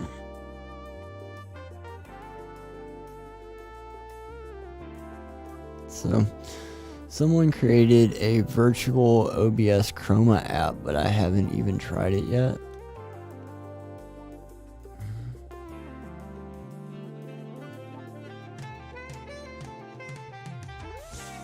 You can show your thumbnail for it, but meh. Oh, if you want me to. Everything else I've tried, it sends your computer into turbo mode. Yeah, those cards, they spin up, man. That's how they operate. I'm confused on this virtual OBS Chroma app. Because that's what I'm using right now. Like, all I'm doing, I'm going to StreamCam, I'm going to here, add filter. Whoopsies. Hold up, what did I just do? I need to go back to broadcast. Yeah, I just mess around with the filters. It's already built in. To OBS. I'm curious. I want to know what that's all about now. Virtual green screen. Virtual OBS Chroma app. OBS Chroma app. OBS 135. Oh, so virtual green screen is if you don't have a green screen. Oh. I see what it is.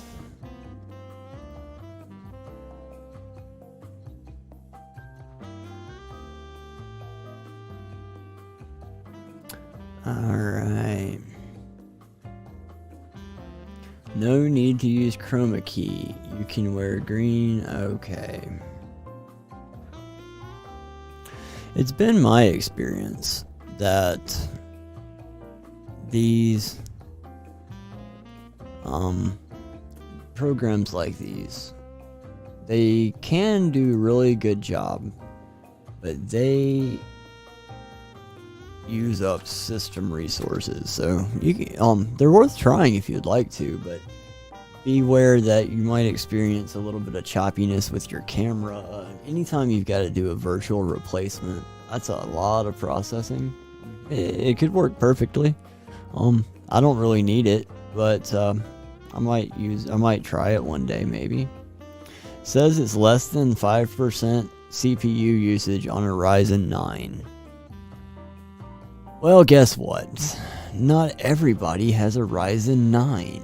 In fact, most people don't have a Ryzen 9.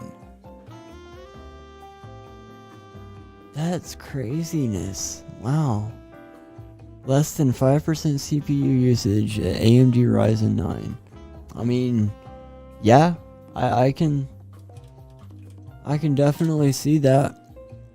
A Ryzen 9 using less than 5%, because currently I'm on a Ryzen 9, and overall I'm using in between 3 and 7% CPU usage. Let me fire up Photoshop. Let's see. 29, 36, 26, 14, 32, 30, 25, 13, 4, 8, 5, 6, 5, 8. So yeah, we're yeah. Anyway, let's move back over here and do some more stuff. I need to turn off this FPS counter.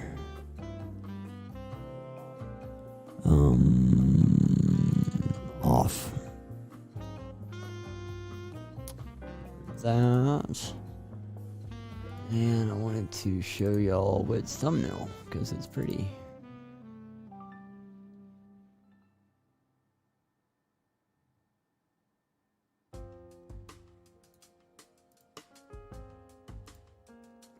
Okay, did it not save? Okay. I'm so confused. Never mind. Well, what happened here? Save image. It needs to go to my images folder, please.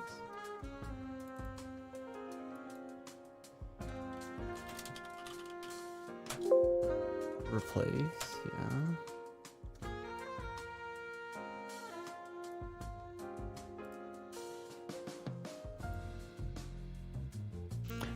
What in the world? It's not letting me save your thumbnail image to my PC. Save image to the desktop, for goodness sakes. That's fine.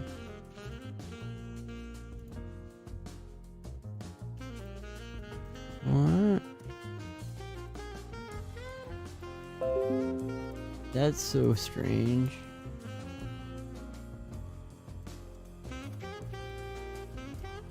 Anyway, here's Wit's thumbnail, which is awesome.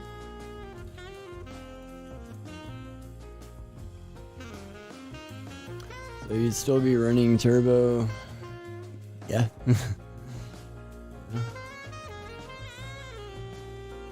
So yeah, this is the thumbnail that Fantastic Wit made. I think it looks great.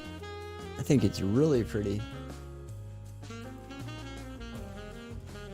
Got the logo right up here. Brains galore. Will brains lead to jackpots? Got the stroke over here. Outer glow all over the place. I think it looks fantastic. All of the pun intended.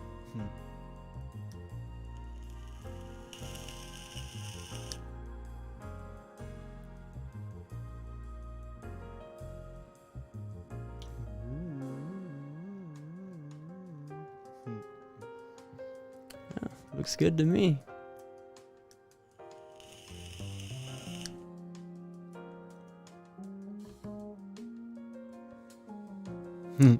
Game Tamer obviously loves it.